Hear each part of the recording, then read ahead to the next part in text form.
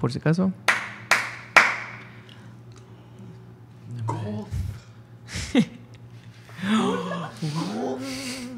No, yo corazoncito el que he hecho más.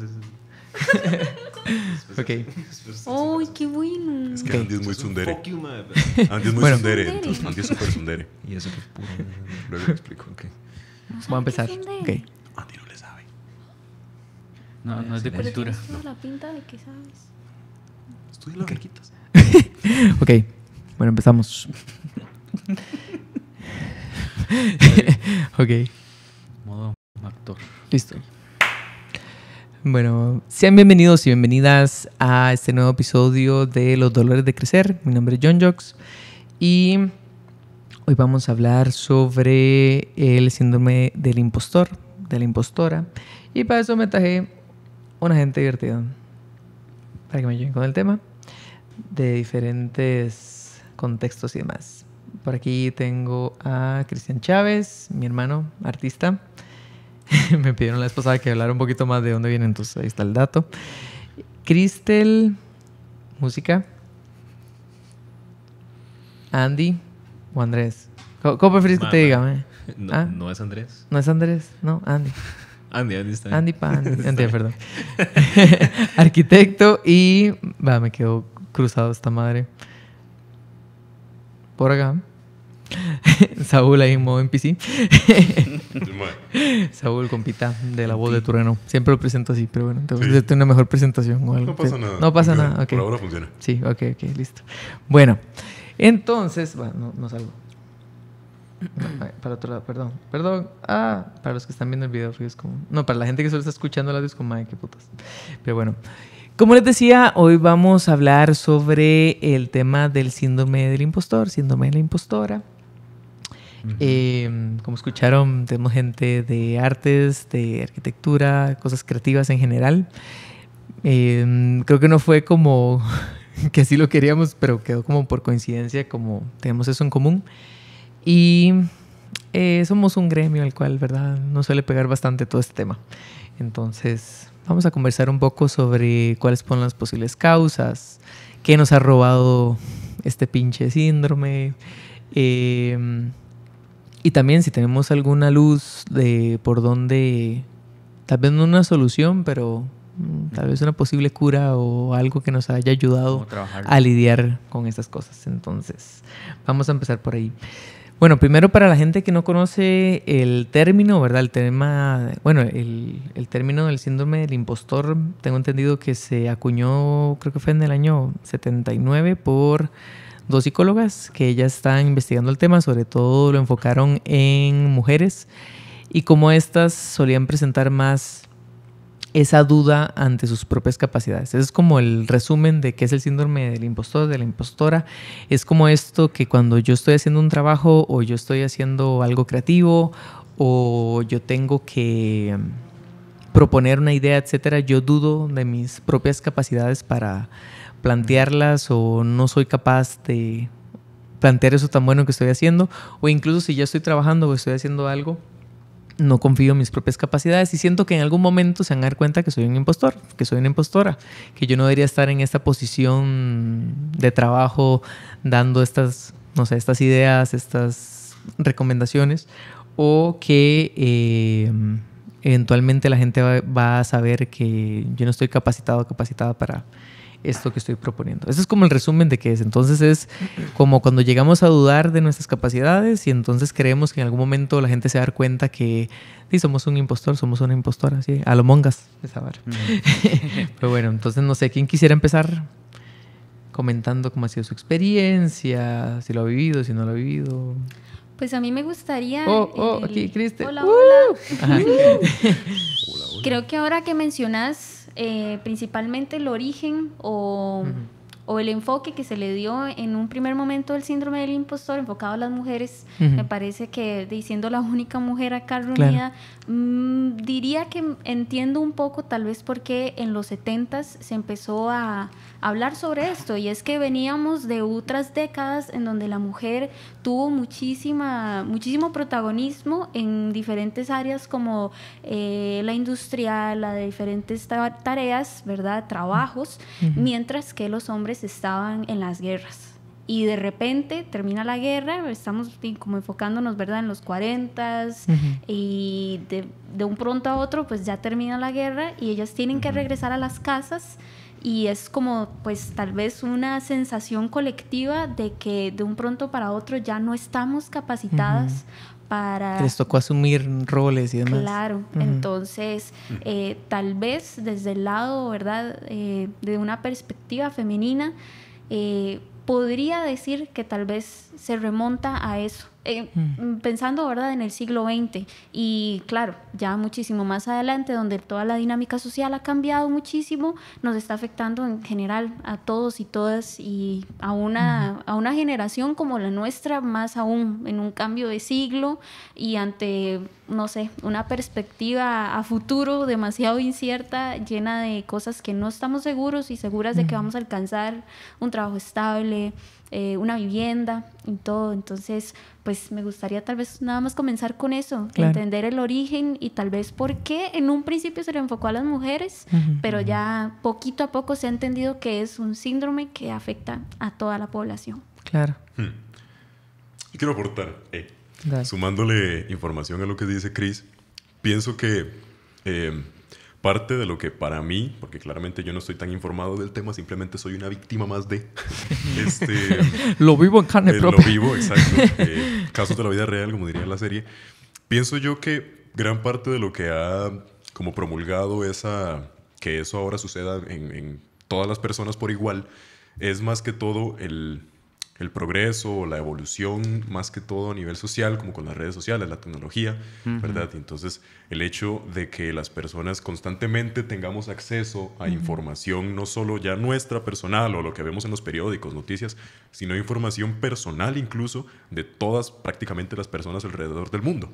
Entonces, al tener información, claro, mía, de Andy, de Chris por dos, y de ellos, entonces...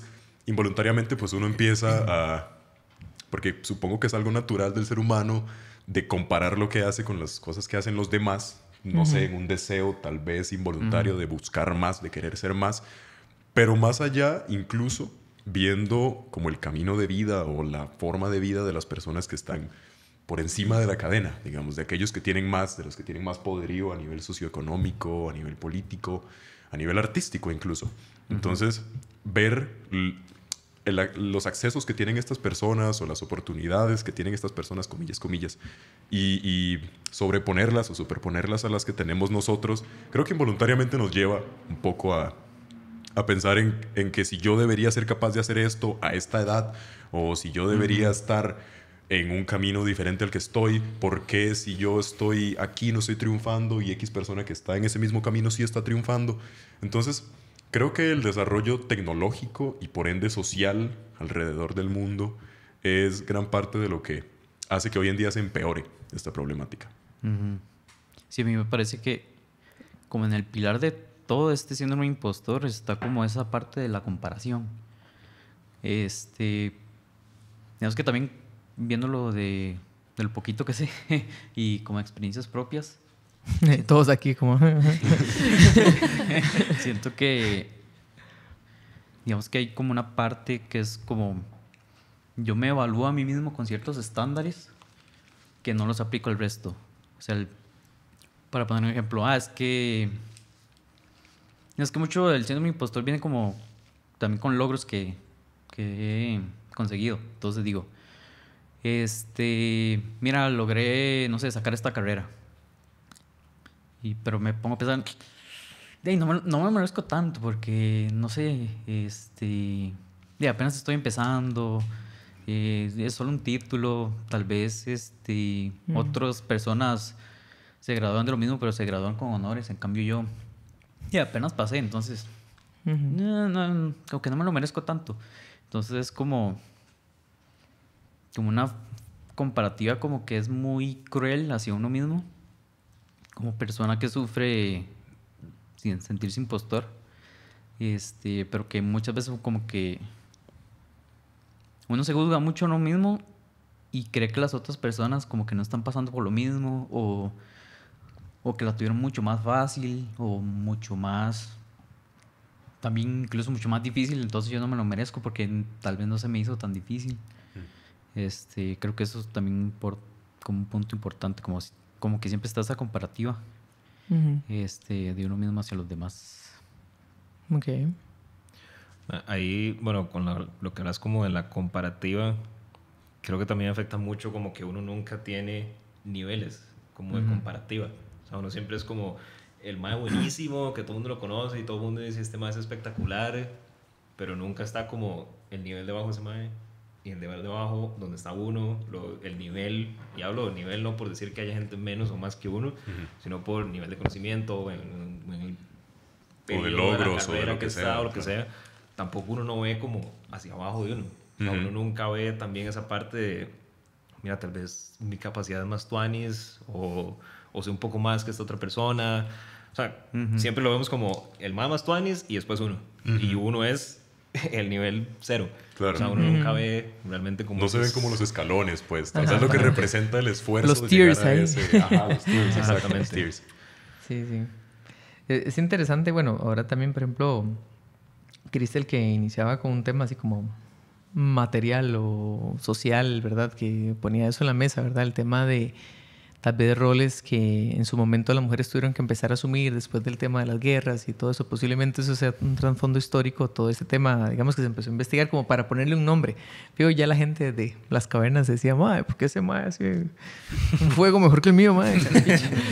Porque su lanza es más puntiaguda. Sí, que la sí, mía. madre. ¿Por qué manda huevo. Cavernícola mata 3 jaguares? Yo matar 1. Sí, exacto, fijo desde aquel entonces. Pero, digamos, también investigando un poquillo el tema antes de, ¿verdad? De organizar este panel que estamos aquí haciendo, ¿verdad? Bien bonito, ¿ah? Bien bonito. Bien bonito, está quedando rico, está quedando... Perdón. Viendo unas investigaciones, es interesante porque se hablaba también, por ejemplo, como un poco de la génesis, digamos, a nivel psicológico de este tema. Espero no atacarlos mucho y si no, para eso estamos, para conversar, para que la gente también pueda identificarse y Yo soy un libro escuchar abierto, atáqueme. y entender también de dónde viene un poco, ¿verdad? El tema, ya a nivel como personal. Se habla, por ejemplo, que la principal causa, como en casi todo, es el tema de las familias, digamos. El crecer en un hogar de figuras maternas, paternas o otros referentes que sean muy demandantes, que sean muy exigentes. Y entonces ponían un ejemplo que era como la gente que era como, es que me saqué un 95. Entonces llega el tata y es como, ¿qué? ¿Por qué no sacó un 100? O ¿qué? Que es muy fácil su escuela, o es muy fácil lo que usted hace, o esa carrera que usted está sacando, ¿qué es? Que todo el mundo se graduó, no sé. O te revisaban el examen y hacían énfasis en las preguntas que te... Ajá, claro. y es como, pero ¿por qué te equivocaste en esta, verdad? Si estaba tan fácil. Claro. Entonces, ¿verdad? El énfasis de que tal vez otras personas, figuras importantes para nosotros y nosotras en la infancia o en periodos de crecimiento, te señalaron principalmente los errores. A pesar de que había una inmensa cantidad de logros detrás. Claro, y es vacilona porque ahora estaba viendo una charla de TEDx antes de grabar. Ay, no me acuerdo cómo es que se llamaba la señora, creo que era Lu. Sí que se llamaba Lu. Digámosle Lu. Leámosle Lu, Doña Lu. Doña Entonces, Lu. Ay, ahí después les pongo, tal vez en el video les pongo ahí la descripción por si quieren verla más. Y es interesante porque ella incluso lo que decía que cuando ella acompaña gente para poder superar esto, lo que hacía era como un superhéroe que se enfrentaba como a ese fantasma o a ese monstruo que era justamente todas esas críticas introyectadas, digamos, que uno empieza como a asumir como verdad y demás. Y entonces hablaba mucho de eso, que muchas veces inicia justamente desde que uno está peque y empiezan a decirte, mira, no sos suficiente, mira, ese esfuerzo que hiciste no fue lo suficiente. Y lo señalaban como la primera causa, justamente como esas figuras que son tan demandantes y que más bien, como dice Cristel, ¿verdad?, se enfocan tanto en los errores o en eso que no lograste hacer. Entonces, claro, uno empieza a introyectar, no soy suficiente, mi esfuerzo no es suficiente, lo que yo quiero no es suficiente, mis logros, aunque yo haya sacado puros 100s y obtenido primer lugar antes, es como no me los merezco porque me dicen que no soy suficiente. Entonces empieza ahí como a crearse ese monstruo. Y también la otra, que esa me llamó mucho la atención y creo que por la etapa en la que estamos, ¿verdad? La mayoría estamos en 20, 30 por ahí. Hablaba también de cómo Y ella se reía porque decía, somos muy atraídos hacia carreras en las que la gente es muy crítica. Hay ciertas carreras que tal vez no son tan así, pero justamente estamos, ¿verdad? Los que nos metemos en la parte creativa, que creo que es mucho, también viene de la mano de la vulnerabilidad, que es, mira, yo estoy creando algo sensible, algo que tiene que ver con el arte, que tiene que ver con una cosa creativa, que tiene que ver con algo incluso emocional, que tal vez hay ciertas carreras que no lo tienen per se o no está tan ahí, aunque obviamente siempre hay un esfuerzo y creo que nos puede afectar a todos en cualquier carrera, profesión, pero sobre todo en la parte creativa y artística hay algo de, ¿verdad? Estoy poniéndome a mí en esa obra, estoy poniéndome a mí en ese esfuerzo que hice para que lleguen y te lo pisoteen así como, es que no está a nivel, o está bonito, pero técnicamente, no sé, no es suficiente. Y entonces hablaba también que hay mucho de lo que hay que trabajar justamente como a nivel estructural, de que el sistema, y voy a sonar todo, pero bueno, el sistema capitalista también te juzga mucho en qué tanto vos puedes producir, qué tanto vos puedes ser el primer lugar cuando tal vez, como decía Brandy, ¿verdad? Estamos logrando cosas muy increíbles, pero ante los ojos tal vez del capital, ante los ojos del mercado, ante los ojos de un jefe, etcétera, no es suficiente. Entonces, donde empezamos a creer que lo que hacemos no tiene valor y que nosotros no tenemos valor, por ende, y etcétera, etcétera. Una espiral ahí bien jodida. Sí, y eso le suma, pienso yo, que como mencioné al inicio, como ese deseo inconsciente del ser humano de aspirar a más, de conocer más, de intentar más, de ser más grande y todo. Entonces, desde que el inicio comenzamos como a querer hacer más, tal vez, yo qué sé, si me gusta dibujar, desde que yo desde pequeño me pongo a dibujar cosas más grandes, cosas más complicadas, o si me gusta la música, toco una canción más complicada que la anterior, o si me gusta, yo qué sé, si soy arquitecto como Andy, si hago una maqueta más grande que la maqueta anterior o más elaborada, lo que sea. Empiezo a hacer unas pirámides. Y... Exacto, pirámides ahí trambólicas, todas angulares y la hora. Pero desde que uno inconscientemente se pone a hacer cosas más grandes, espera, no sé, supongo yo, que el elogio o la recompensa sea también más grande. Y si entonces... uno tratando de esforzarse por hacer como una gran obra o una gran demostración de sus habilidades, de su conocimiento, de su experiencia, de su poder, de lo que sea, la respuesta que recibe ante eso es ¿y por qué no hace más? O está bien, pero tal, o usted puede hacer más que esto, cosas así, porque por ejemplo, volviendo por ejemplo a lo que nos contaba Juanjo académicamente, que yo llegue a mi casa con... ya esto es como más experiencia personal. Llego yo a mi casa con un 95 en un examen y que me digan, ¿y por qué no es un 100? O que directamente esté yo en mi casa y me digan, ¿usted por qué no es el mejor promedio de su colegio? Usted puede. O que incluso alguna persona a la que le cuesta tal vez el tema académico, que tal vez su núcleo de inteligencia o su fuerte de inteligencia no sea como la académica en ese sentido, sino que tenga algún otro tipo de inteligencia, le cuesta más el tema académico, la pulsea para conseguir las notas, para pasar incluso, y que no se le diga, madre, muy bien, pasaste, te felicito, sino que se le diga, es su deber, ¿por qué lo tengo que felicitar si es su deber? O cosas así.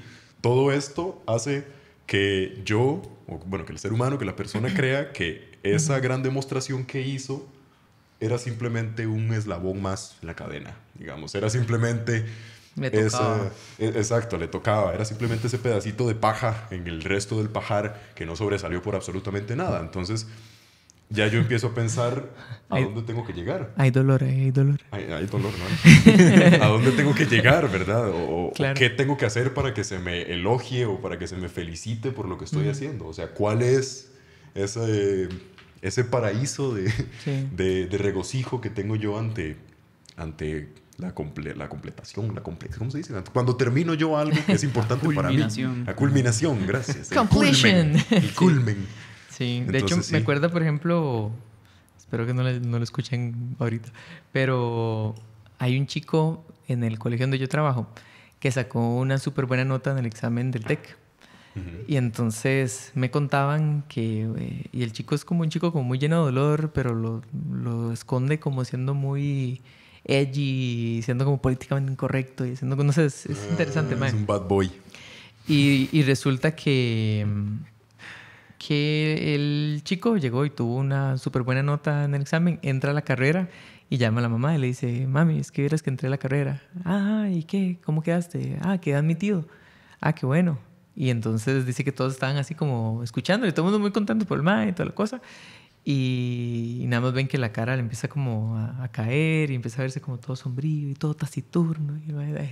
Y entonces ya cuelga y nada más dice así como, es que me acaba de decir mi mamá que por la nota que saqué que fue ese examen tan mediocre. Y fue uno de los mejores promedios del cole y toda la cosa. Fijo, es uno de los mejores promedios del país, pero no fue el 800 o no fue, no sé cuál será la expectativa. Y el tema de la expectativa es interesante porque eso es como mucho de lo que aplasta a la gente. Y me llamó la atención, fue justamente esta semana que me lo contaron y yo, wow, me entiendo mucho entonces de ese dolor del chico y muchas cosas que están ahí detrás. Pero bueno, una historia nada más que quería compartir. Sí, y estos comentarios pesan mucho porque luego uno mismo se vuelve ese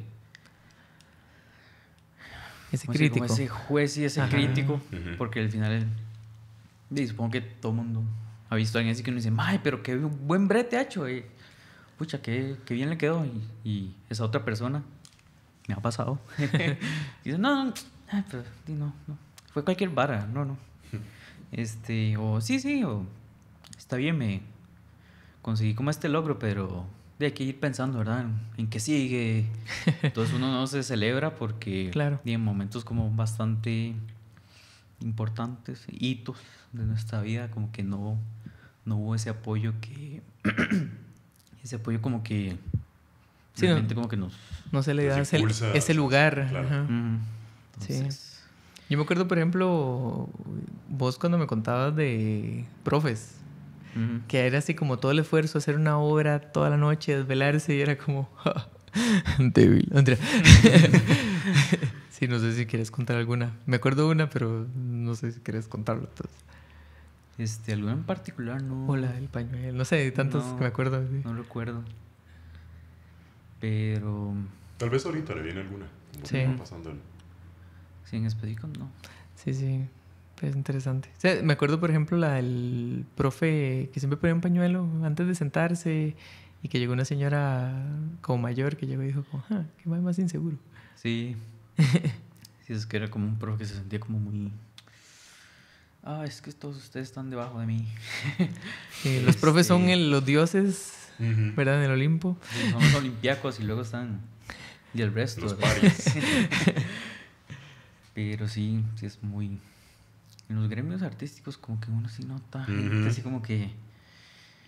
Qué raro, como que necesitan presentarse mucho de cierta forma, porque es como esa máscara de impostor. Pucha, es que sí notan que no sé, que me he visto mal o que no sé de algún tema o que...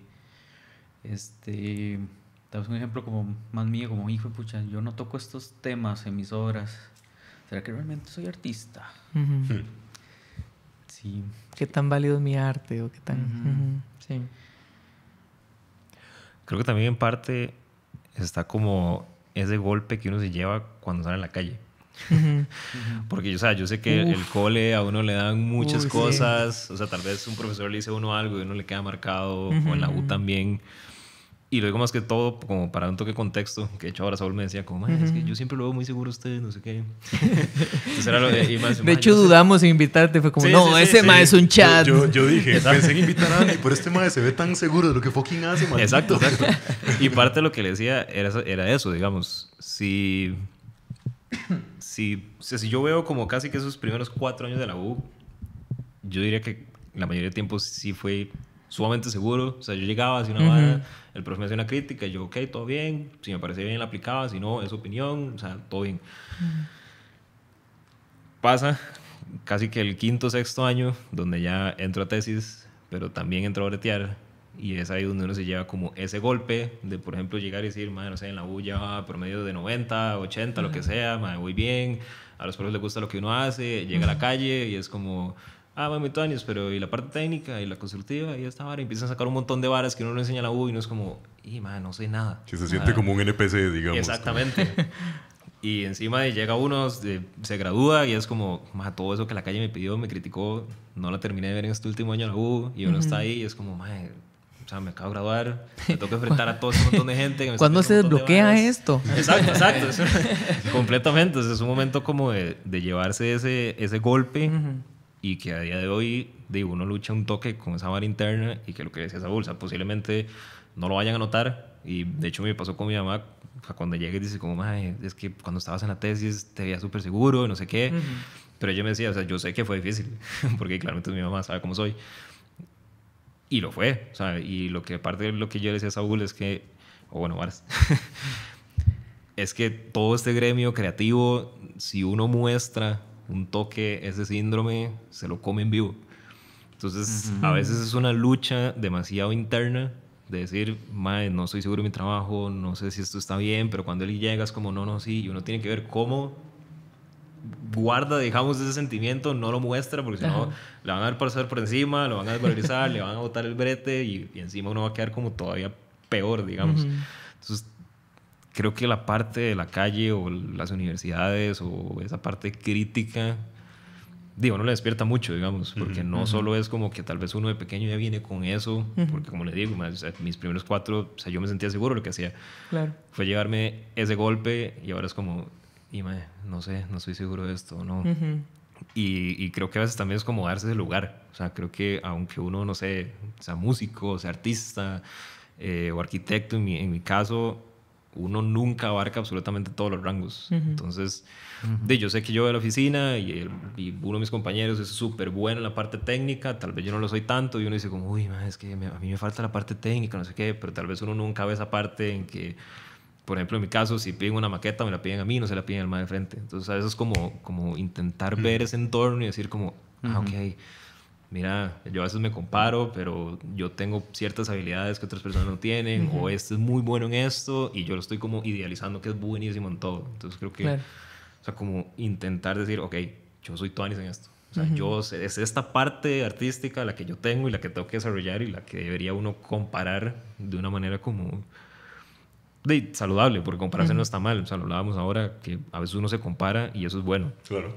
El problema es cuando ya uno tiene esa crítica y todo ese background que uno se compara de una manera súper negativa y se rucha hasta más no poder, digamos. Sí, sí.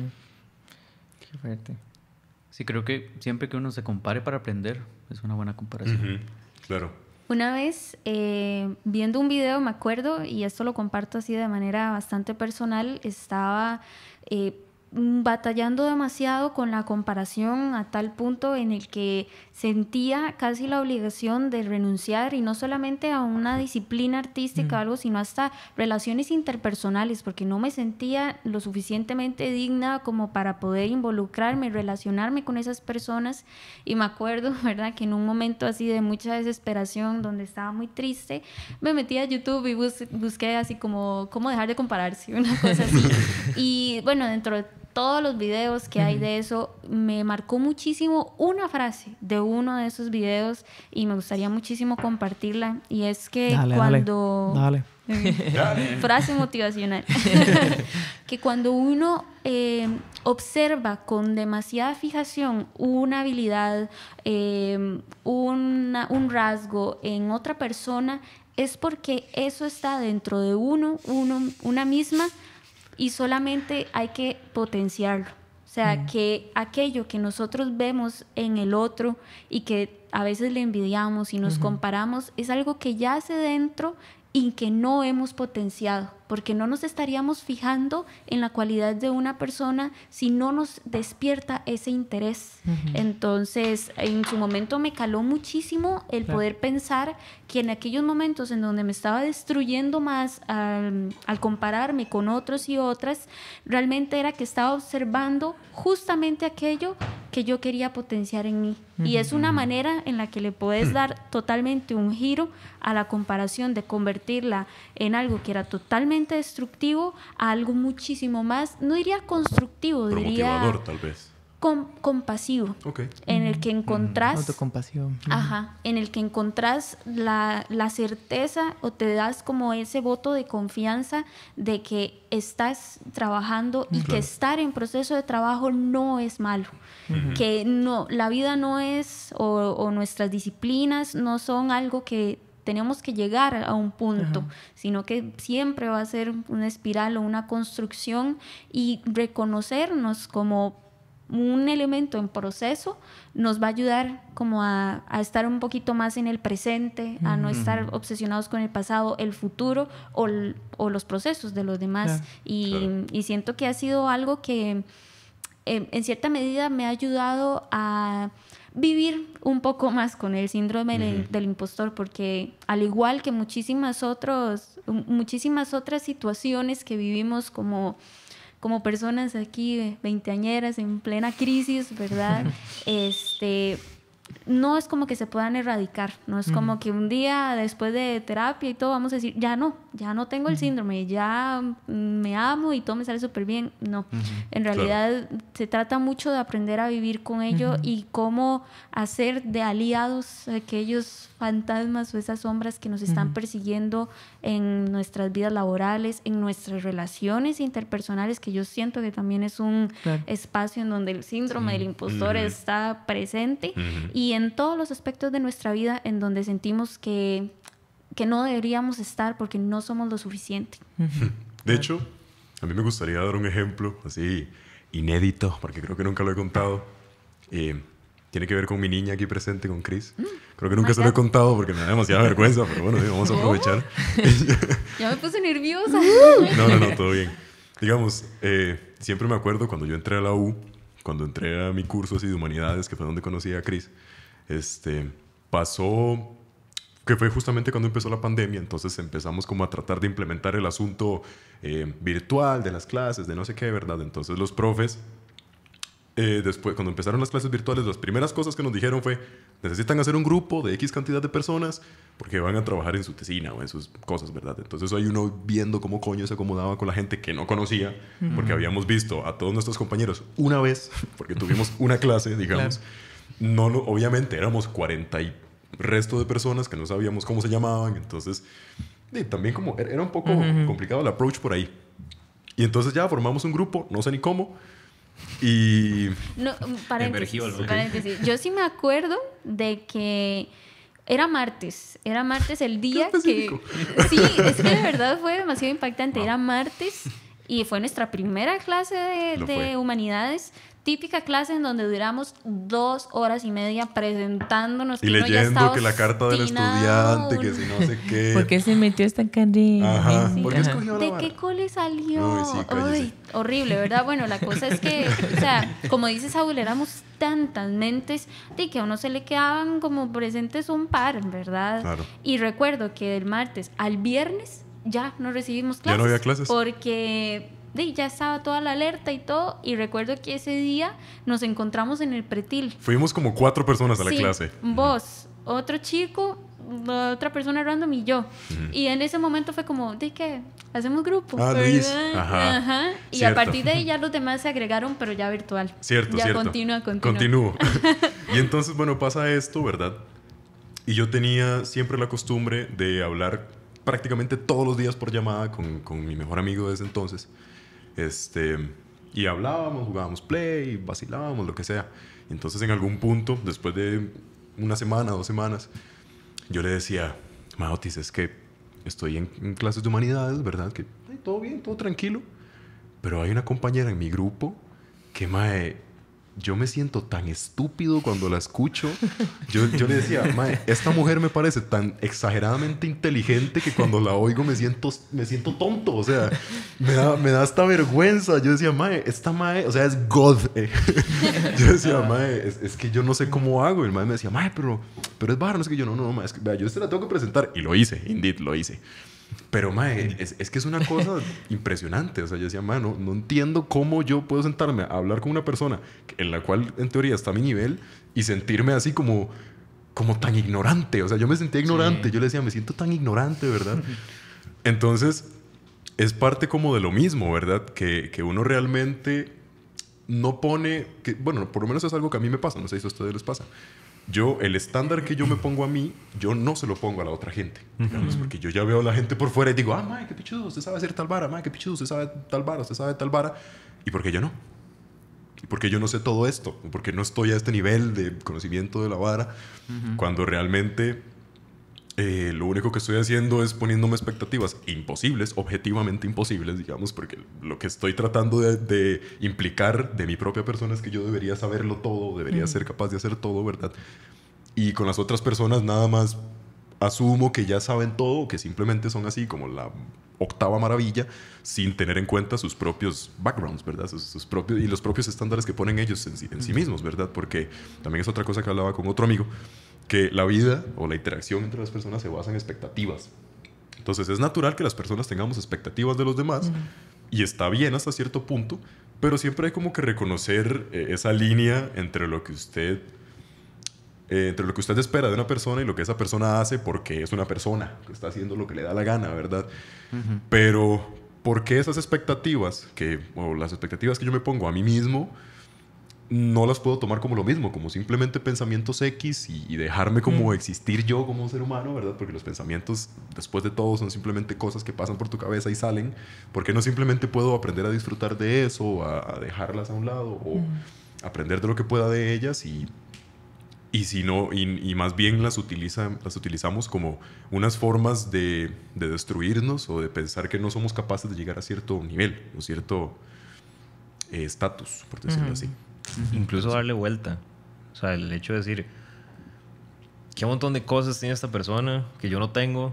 Pero nunca pensamos hacia adentro decir, mira qué cosas tengo yo que tal vez no tiene esa persona. Claro. Digamos que uno idealiza como perfecta en su carrera, persona, todo.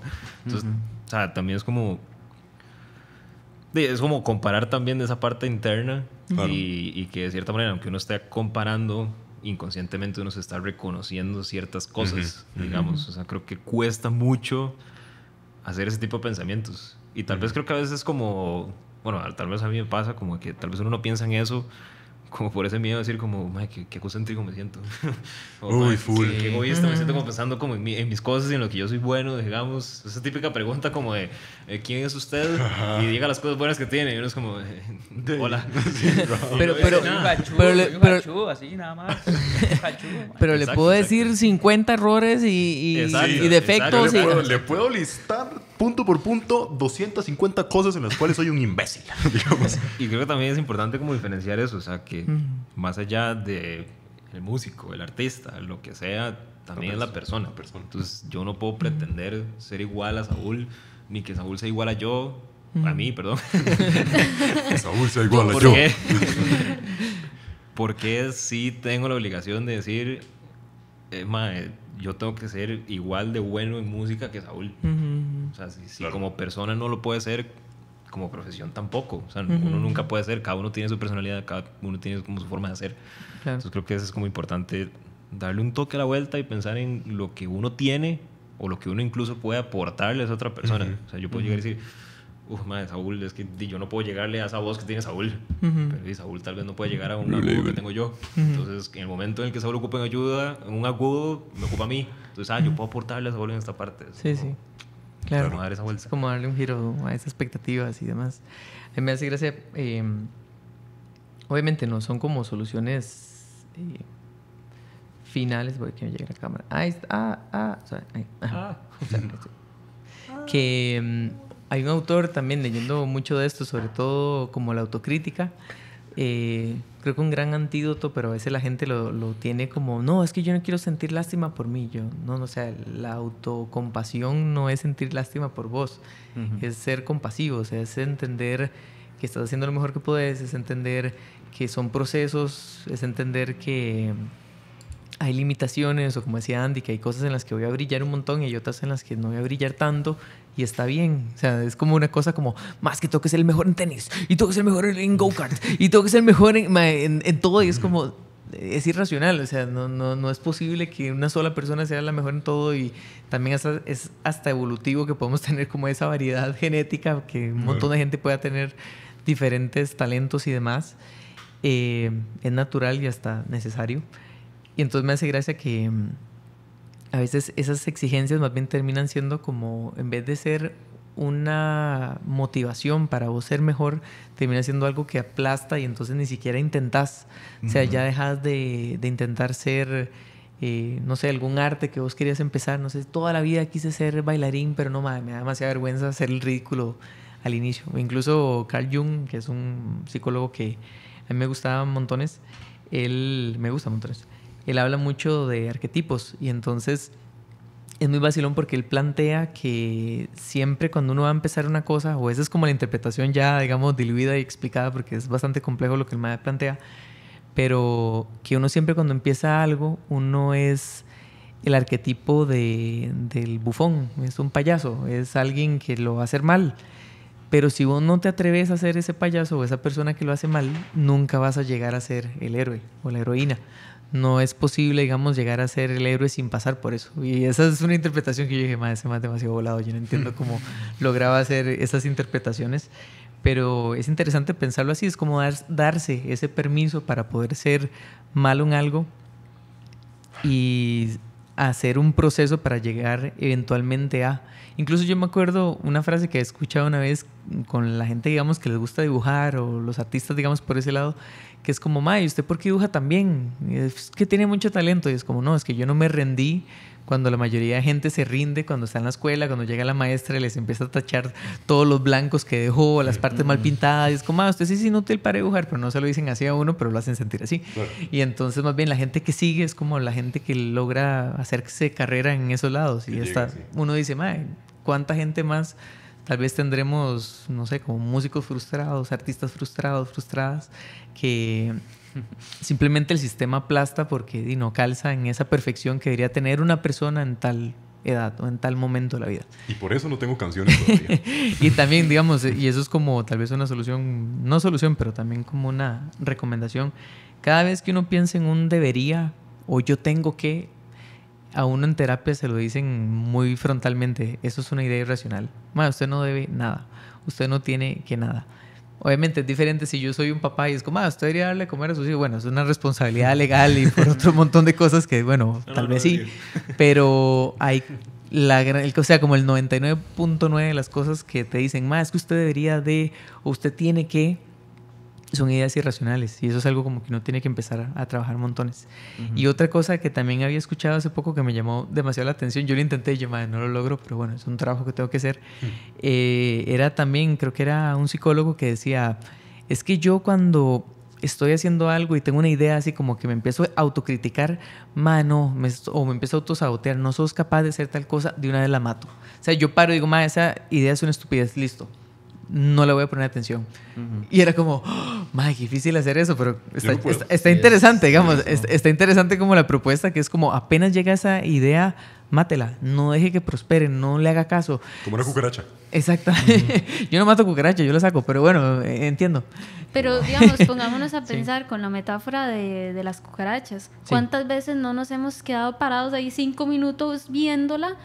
Con el miedo de que se mueva, con el miedo de que salga a volar, en vez de directamente ir a matarla. Muchas veces el instinto, diría yo, la naturaleza de nosotros y nosotras es quedarnos paralizados pensando qué vamos a hacer, buscando la solución más apta o simplemente aterrorizados porque hay un elemento ahí afuera que nos está amenazando, ¿verdad? Claro. Entonces, está curioso, en realidad, cómo nos es tan difícil matar una idea porque tenemos demasiado apego con nuestras ideas, ¿verdad? Y justo con las negativas, las destructivas, ¿verdad? Porque pensamos algo positivo, queremos desarrollar una idea artística, un proyecto, y ahí sí que definitivamente nos ¿verdad? Achacamos y todo, pero cuando hay una idea negativa, la fijamos y nos cuesta muchísimo renunciar o matarlas del todo.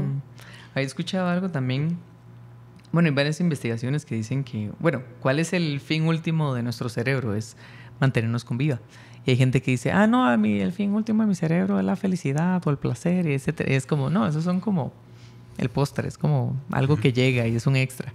Pero en sí nuestro cerebro lo que busca es buscar información, almacenar información, recuperar información para yo sobrevivir. Y entonces, justamente, digamos, con ese apego de las ideas negativas y demás, se dice que nuestro cerebro tiene un sesgo negativo. O sea, más bien nos enfocamos más en las cosas negativas, nos enfocamos más en los errores porque es una forma de no cometerlos. Es una forma de protegernos para que a futuro ese bache con el cual me caí o esa situación en la cual me caí esté tan presente para que no vuelva a caer. Entonces es mucho como luchar a veces contra eso. Y se puede como ir hackeando en cierta forma, como ir haciendo muchos ejercicios, la parte de terapia, la parte, digamos, de ayudarte a pensar de formas diferentes. No es fácil. Y como decía ahora Chris, ¿verdad? Estamos como muy aferrados a veces a esas ideas porque justamente en cierta forma en algún momento nos protegió, pero esa idea que nos protegió en algún momento ahorita no lo está haciendo, ahorita más bien me está saboteando.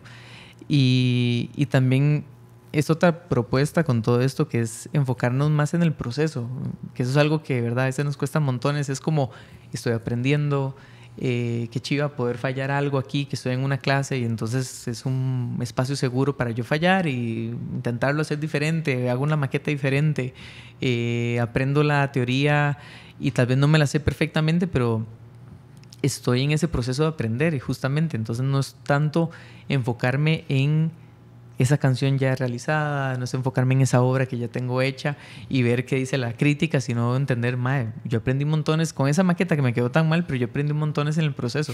Y no solemos hacer eso, es más como, mae, qué cochinada el trabajo, y no, botémoslo, o volvamos a empezar, o no sé. Qué cochinada de trabajo. Yo soy una cochinada. Yo soy una cochinada. Total. Exacto. O como... ¿Qué estoy haciendo aquí? Man? Le estoy quitando el campo a alguien que sí lo merece. Sí. O como dicen en la película esta, buenísima, por cierto, la película esta de Disney de la familia del futuro. Es cuando, bueno, buenísima, por cierto, sí. Véanla. O sea, es una película muy educativa en ese sentido. Sí, sí. Cuando el niño, digamos, el protagonista hace no me acuerdo qué, un invento de cierta cosa, y entonces el mae como que la caga, como que el mae trata de arreglar una vara y la caga. Entonces el mae se frustra todo, no, mae, fallé, perdón, discúlpeme. Entonces toda la familia lo felicita. Entonces, la familia empieza a aplaudir. Los maes empiezan a aplaudir, no sé qué. Entonces siempre me acuerdo de lo que le dice como una de las muchachas, que es del fracaso se aprende, del éxito no tanto.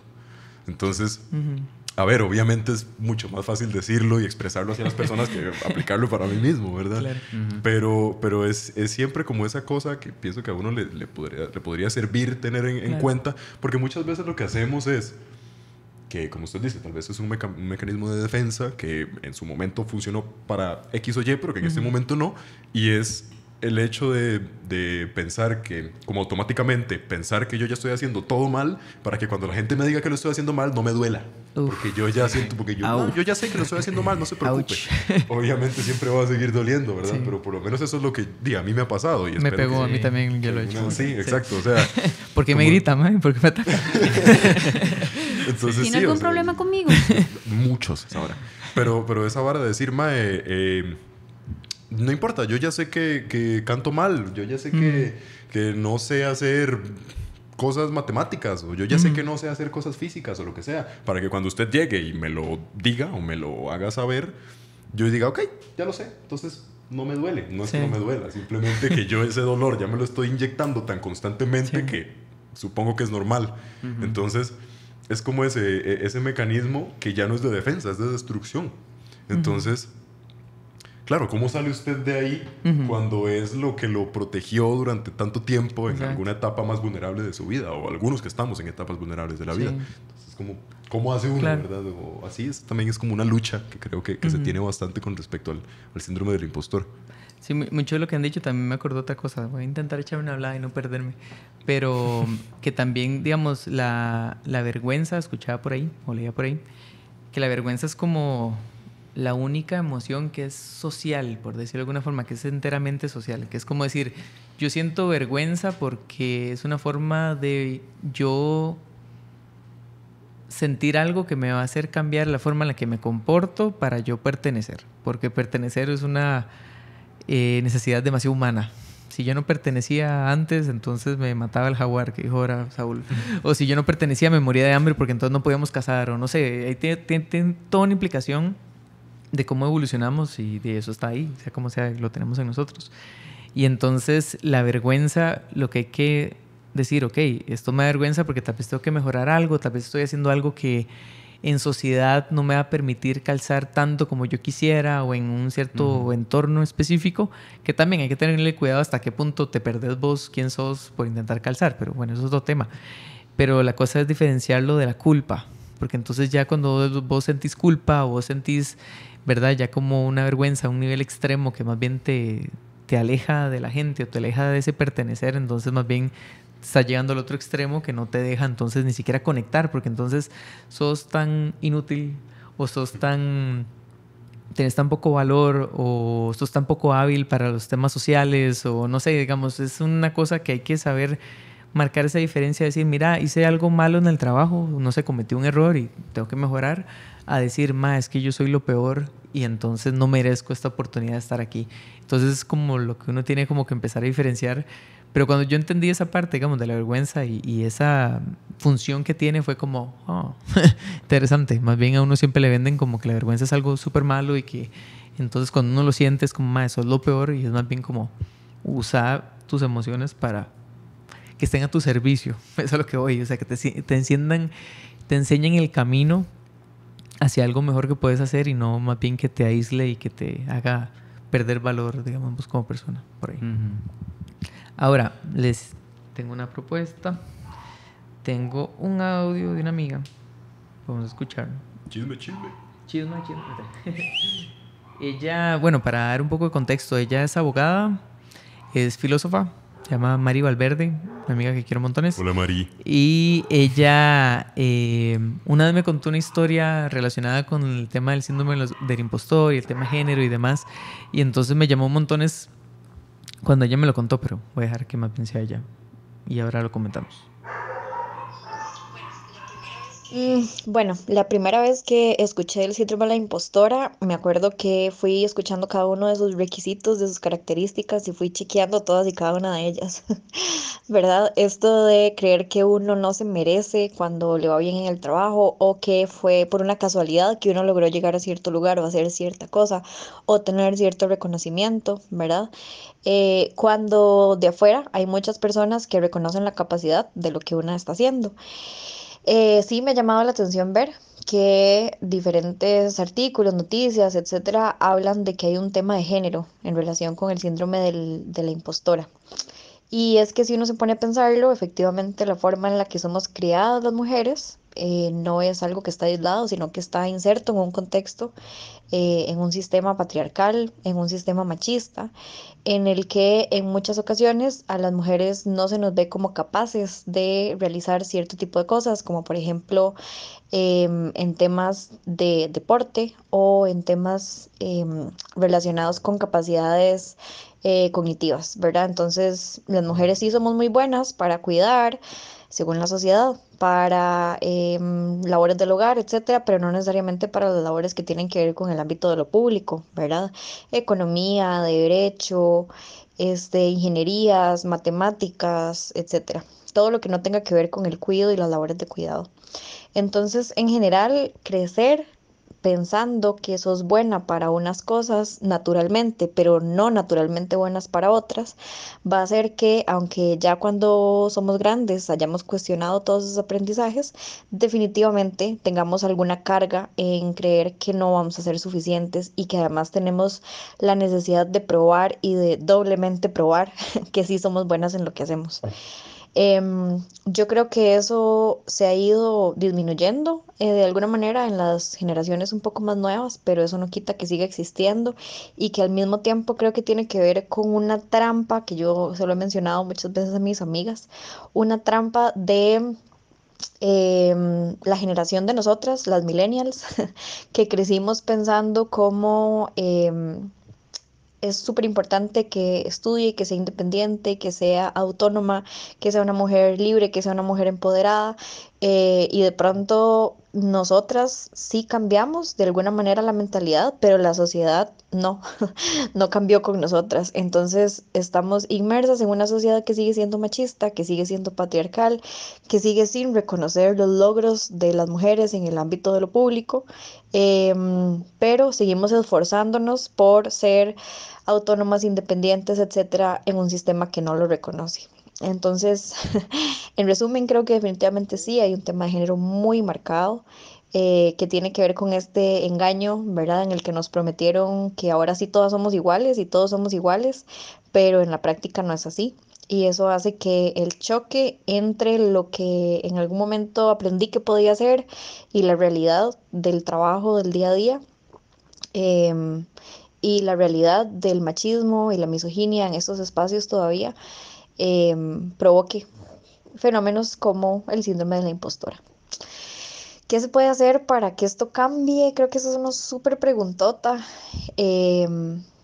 Como casi todas las respuestas, siempre la educación me parece que está en la base de todo lo que debe hacerse en relación con esto, pero la educación no solamente de las niñas, porque si no estamos cayendo exactamente en el mismo problema de tener niñas empoderadas en una sociedad que no cambia con ellas, ¿verdad? En una sociedad que sigue siendo machista. Entonces, la carga otra vez se duplica hacia las niñas, ¿verdad? Porque entonces, además de luchar contra un sistema machista, tenés que estar empoderada para hacerlo.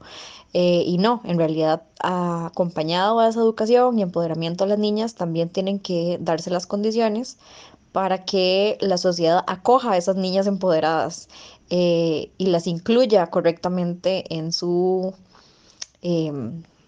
funcionamiento, ¿verdad? Y eso solamente se puede hacer por medio de otra política pública estatal, que no sea solamente la educación de las niñas, sino también de los niños y también de los diferentes funcionarios, funcionarias públicas alrededor del crecimiento y el desarrollo de esas niñas y niños, ¿verdad? Para que tengan un ambiente y un espacio en el que sí aprendan a ser niñas empoderadas, valientes, fuertes, autónomas, independientes, pero que cuando lleguen a un espacio laboral no topen con pared en un ambiente igual de machista y misógino de lo que ha venido siendo. Creo que esa sería mi experiencia y mi aporte. Me encanta el tema, además ya quiero escuchar el podcast. Gracias, Mari. Gracias, Mari. Besitos, besitos, besitos. Me parece ¿Qué opinamos? un súper, no sé, o sea, resumido así como todo lo que se puede vivir en términos de género desde la experiencia de una mujer como ella que está hablando desde sus vivencias, y me gustaría hacerles la pregunta a ustedes de qué opinan. ¿Sí hay un sesgo de género en el síndrome de impostor? ¿Lo han vivido? Me gustaría mucho escucharlo, porque al igual que como ella invita que todas las infancias reciban una educación diferente, siento que conversarlo, a pesar de que ya no somos niños y niñas, es importante, ¿verdad? Porque ustedes son parte de la vivencia del síndrome de impostor, tanto como quienes lo experimentan, como quienes a lo mejor han sido testigos del síndrome de impostor en otras personas, en mujeres. Entonces, ¿qué opinan ustedes? En lo personal, sí. O sea, creo que sí.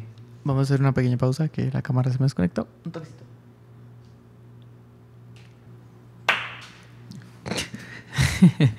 Ok, ahora sí. Andy, perdón. Ok. Pequeño corte que hubo, un fallo técnico. Estaba diciendo que sí hay un sesgo muy grande, porque creo que es muy diferente como el signo del impostor que tiene un hombre que el que tiene una mujer. O sea, a veces uno lo tiene, al menos en la parte personal, creo que uno la tiene como por esa ideología que tiene la sociedad de el hombre siempre tiene que ser más y más y más y el mejor y el mejor y el mejor. Un proveedor, exacto, un innovador. Y si no sos el mejor, fracasaste en la vida, etcétera. Entonces, tal vez es como uno, el punto de vista que tiene uno, pero a nivel... La parte competitiva, digamos. Exacto. Pero es muy diferente tener una parte competitiva de intentar ser el mejor a tener el signo de impostor porque lo desvaloricen. Ajá. Creo que esa es la diferencia. Wow. O sea, que a nivel de ustedes como mujeres es mucho eso de no, es que usted es mujer y chao, y no importa si la madre es super tuanis y es la mejor de todas las mujeres, como eres mujer, chao. O sea, sí es muy diferente, claro. Está muy sesgado, digamos. Hablando de un toque como en experiencia, digamos como en el ámbito de Arqui es sumamente de más. O sea, es muy machista. Y luego más que todo, digamos, mi tía es arquitecta. Y la madre siempre ha tenido que tener así como esa actitud de o me como a todo el mundo o me van a destruir. De bichota. Exacto. Y además de que compite con un gremio también un tanto complicado, que es el hecho de ella es la que está encargada, ella es la que está dando las órdenes, pero le está dando órdenes a todo un gremio de maestros de obras, de constructores, que son claramente no son todos, pero sí es un gremio que se da mucho machismo, o casi todos son hombres, casi no son mujeres en ese gremio. y choca mucho. O sea, choca mucho en el sentido de que ella ha vivido el llegar y decir como, man, usted a mí no me manda porque usted es mujer. O sea, man, o sea, dentro de la lógica de la carrera, hay gente que estamos arriba y ella está más arriba. O sea, el hecho de ser mujer no quiere decir que no lo tenga. Claro. Entonces sí es una parte muy complicada porque no solo lidian con el intentar ser mejor que, sino también con una otra parte que las pisotea, no les da el valor, tratan de las impedir quita, que sea. exactamente, Claro. y es como, man, no importa. O sea, sí es no sé cuántas veces más difícil, pero es un montón de veces más complicado y sí lo siento muy separado. O sea, siento que es muchísimo más difícil, digamos, en ese sentido. Yo pienso gran, que está separado. Gran comentario, May. Dime. No, que gran comentario. Ah, sí, gran comentario, mejor comentario. Antes de 2023. Yo pienso que lo que sucede, como en este ámbito síndrome del impostor, ¿verdad? Es que se nos presenta como desde un approach, desde un acercamiento distinto. Porque claro, a la mujer se le inculca o se le trata de impedir estar empoderada, salir adelante, sacar las varas bien y demostrarse que es totalmente capaz y a veces hasta mejor en muchos ámbitos. Entonces se le trata como de pisotear en ese aspecto y nada más se le trata de reducir a lo de sea vulnerable porque es una mujer y ya, lo cual me parece estúpido, pero bueno. Y al mae se le reduce a usted no puede ser vulnerable. O sea, usted tiene que ser la persona, usted tiene que ser ese tuco de hierro, ese macho, ese todo lo que usted quiera. Usted no puede mostrar ningún solo signo de que le está costando. Usted no puede mostrar que las cosas están yendo mal. No puede decir un día más estoy cansado de esta vara, o no puede llegar a decir, madre, me siento mal. No te puedes permitir fallar. Ajá, usted no se puede permitir fallar, exactamente. Entonces, es como que como que ambos están buscando cosas contrarias, digamos.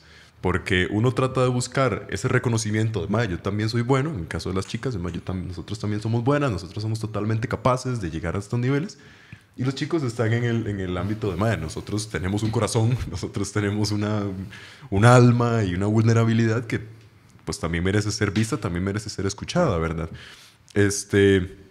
Y es una cosa que se nota mucho. O sea, incluso cuando usted no conoce a una persona, se ve, o sea, como ese estereotipo de lo que usted piensa que es la persona cuando la conoce. Y es algo de lo que también muchas personas sufrimos. O sea, a mí, por ejemplo, ya como para dar un ejemplillo personal, a mí una persona que no me conoce, bueno, o que me conoce un día, la primera cosa que me ve, que me dice es que yo no le hablaba a usted, o cuando lo conocí a usted, yo pensé que usted era otra persona totalmente. O sea, yo pensé que usted caía mal, yo pensé que usted era un esto, un aquello, y que todo, solo por cómo me veo, por ejemplo. Que también es una cosa que creo que pasa por las chicas. O sea, yo pienso que esta muchacha es X o Y por cómo anda vestida. O yo pienso que esta muchacha es X o Y por la actitud que tiene, porque tal vez se cree su brete o lo que está haciendo, digamos. Entonces también va mucho por ahí, como que no se les permite ni a unos ni a otros mostrar como algún comportamiento fuera de lo que debería estar establecido en la sociedad,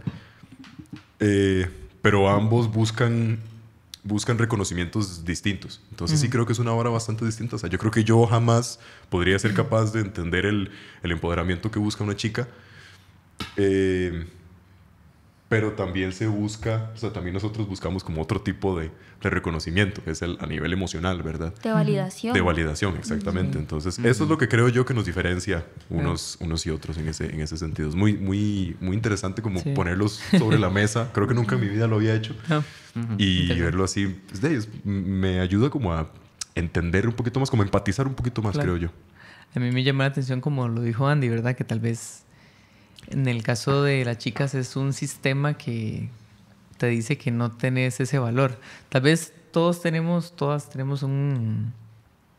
una lucha interna, ¿verdad? Como le decía ahora, tal vez desde el sistema, que también hay que entender algo, ¿verdad? Todos en esa visión del sistema patriarcal no son solo las mujeres las que sufren, sino que los hombres también tienen roles que asumir y ciertos estatus que va mucho, ¿verdad? De eso, como mantenerme, ¿cómo fue que le dijiste ahora? Como ese tuco de hierro.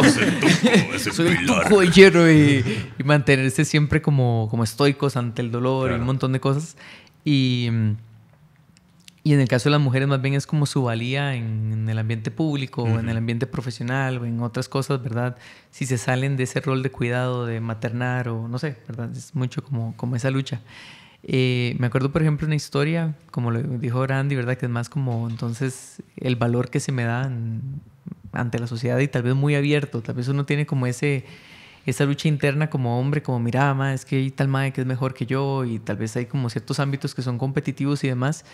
Pero es extraño como que a uno llegue un mae y le diga, es que vos sos un inútil con tal vara, así como muy abiertamente. En cambio, uno sí escucha comentarios con las mujeres que es como, yo creo que a un mae usted nunca le diría eso. A un hombre usted no le diría ese comentario que le acaba de decir a esa mujer. Por ejemplo, una mamá también de mi cole, no voy a dar mucho detalle porque después me meto una bronca. Después me meto una bronca. Pero la cosa es que ella es la gerente país de una transnacional muy top. Muy, muy top. O sea, es como de las transnacionales más importantes de todo el mundo. Ya, mucha información. Sí. Y entonces, de hecho, la transnacional es... Ajá. Y la señora se llama... No, y la señora nos contaba en un foro que hicimos con ella que cuando estaba iniciando... Ella la presentan y le dicen, mira, ella es la encargada, no me acuerdo qué área de tecnología o no me acuerdo qué área específicamente, pero ella es la nueva gerenta de esa rama. Y entonces dice que de una vez era como un auditorio, eran como 200 personas y que justo cuando ella iba a empezar a hablar, levantó un mae la mano y dijo, disculpe, ¿así va a ser la dinámica? Y entonces ella preguntó como, ¿en qué sentido? O sea, que si usted va a ser la que lidera el espacio y la que nos va a explicar todo lo que viene a explicarnos en la capacitación.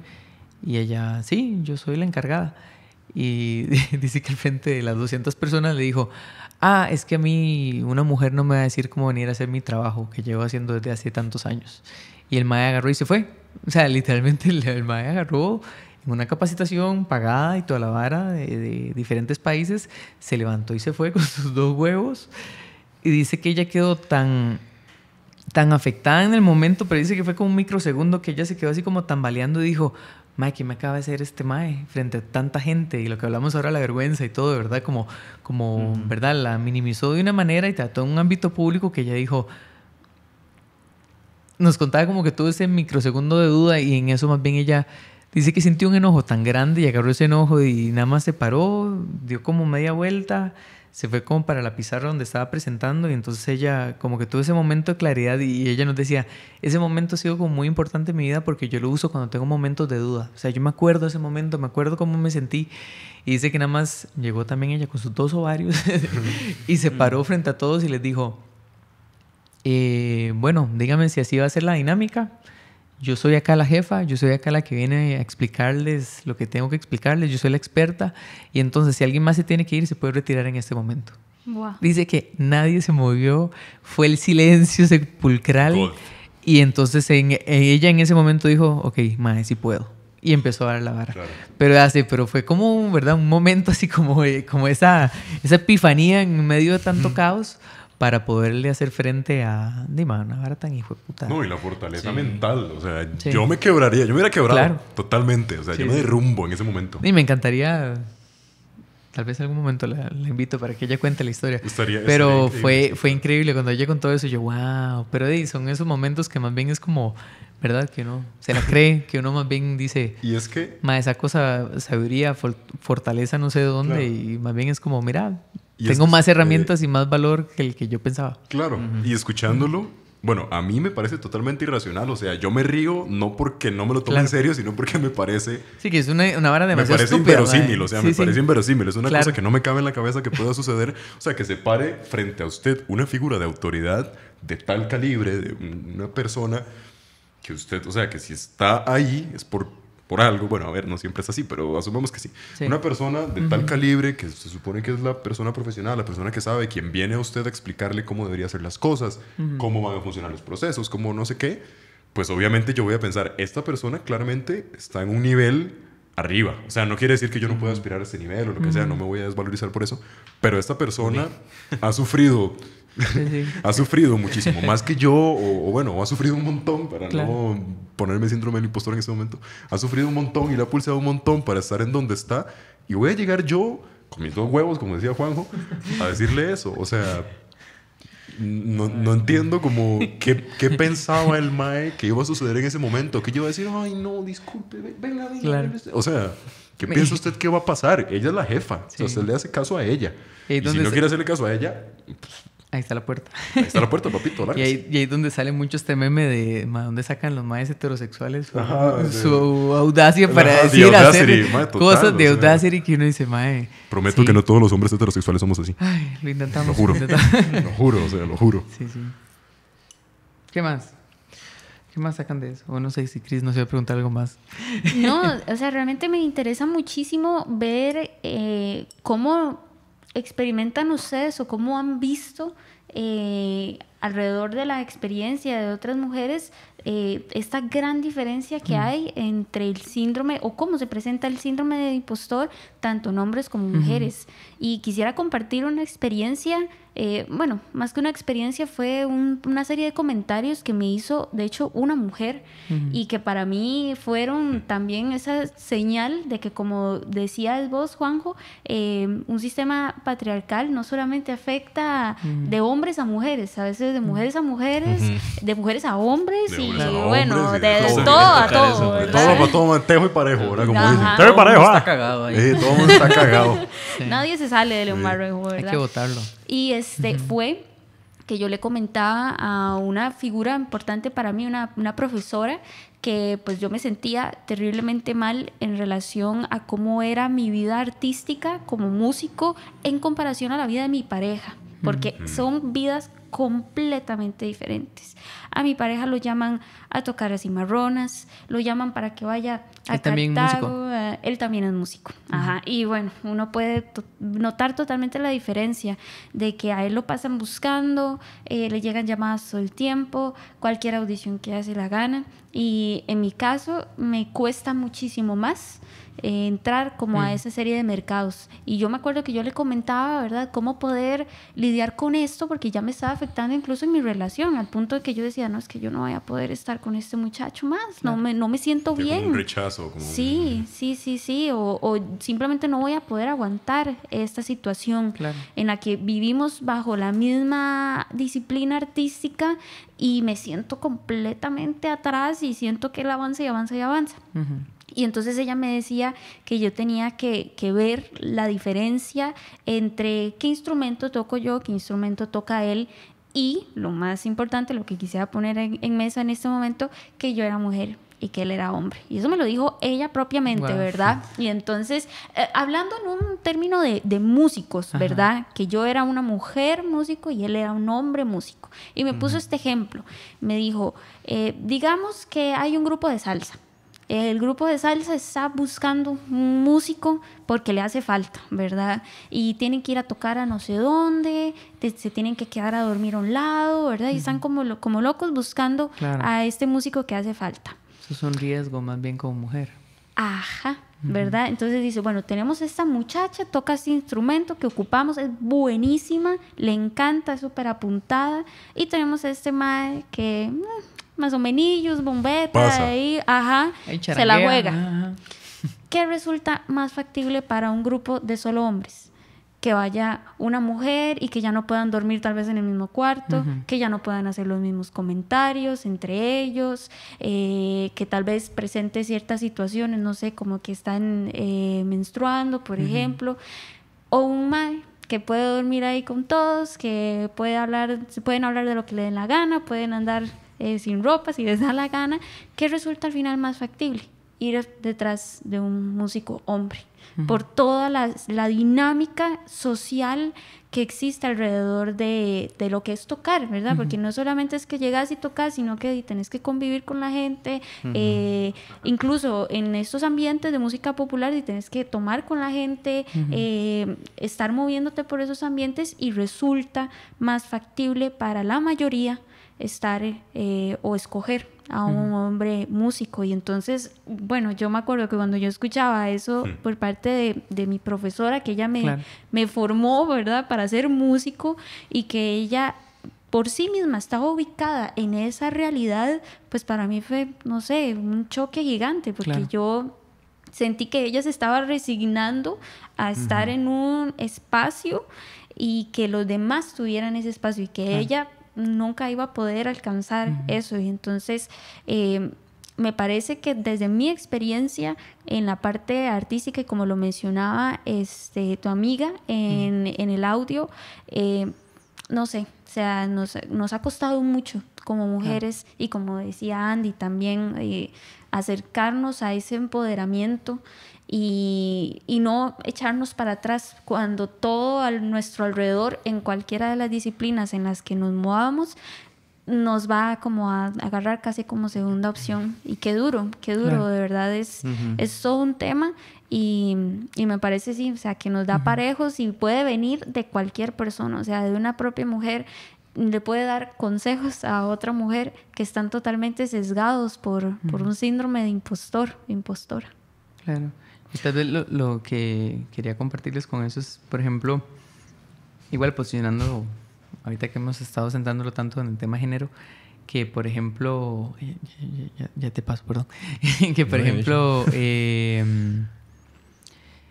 cuando yo invité a Mari Valverde, la que nos compartió ahora el audio, ella me había contado una vez una historia, pensé que le iba a contar, pero bueno, la cuento por ella, perdón. Que ella contaba que, por ejemplo, ella una vez quería cambiar de trabajo, ella trabajaba en una fundación, no estaba como tan contenta y demás, y en eso sale una oportunidad. Y ella dijo, no, es que no tengo la experiencia para. Y entonces en eso, ella sigue con su vida y empezó a leer un artículo que decía que los hombres, aunque no tengamos el perfil idóneo para un puesto de trabajo, nos mandamos. Decimos, madre, mira, hay un puesto ahí, yo medio cumplo con los requisitos, voy a mandarme a ver si me llaman o me escogen, de por sí que tengo que perder.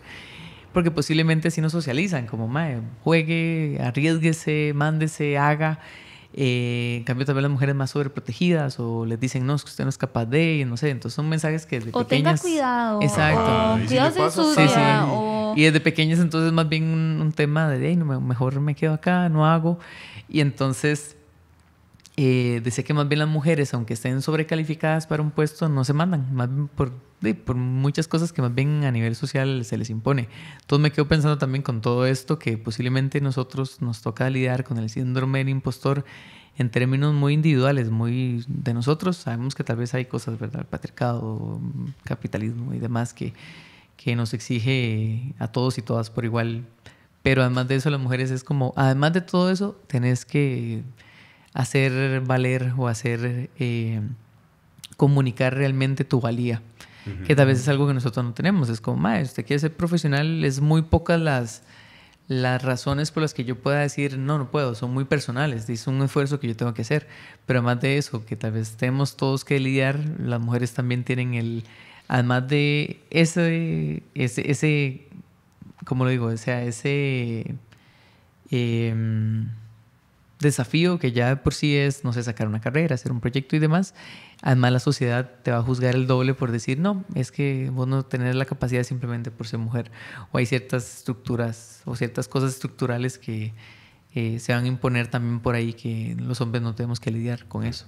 Entonces creo que es como una doble lucha posiblemente. Lidian no solo con su impostora, sino con los impostores de la sociedad. Sí, no solo con su impostora, sino también con la sociedad diciéndoles, no sos capaz, que tal vez nosotros no nos va a pasar. Claro. O es muy raro que nos pase, digamos, a esos niveles. Como por ejemplo eso que yo les contaba ahora, como esa exposición que pare alguien y se me cague a mí por algo, es como... es una falta de respeto, nadie lo va a hacer. O si lo haces como, no lo hago porque tal vez me agarra repichazos. Me la juego con una mujer porque posiblemente no sabe defender. O le digo ese comentario y ya va a quedar lastimada porque son más débiles. No sé, o sea, no sé qué puta le va a pasar por la cabeza para un mae decir una vara así, pero sí son cosas que tal vez nosotros no tenemos que lidiar con. Claro. Sí.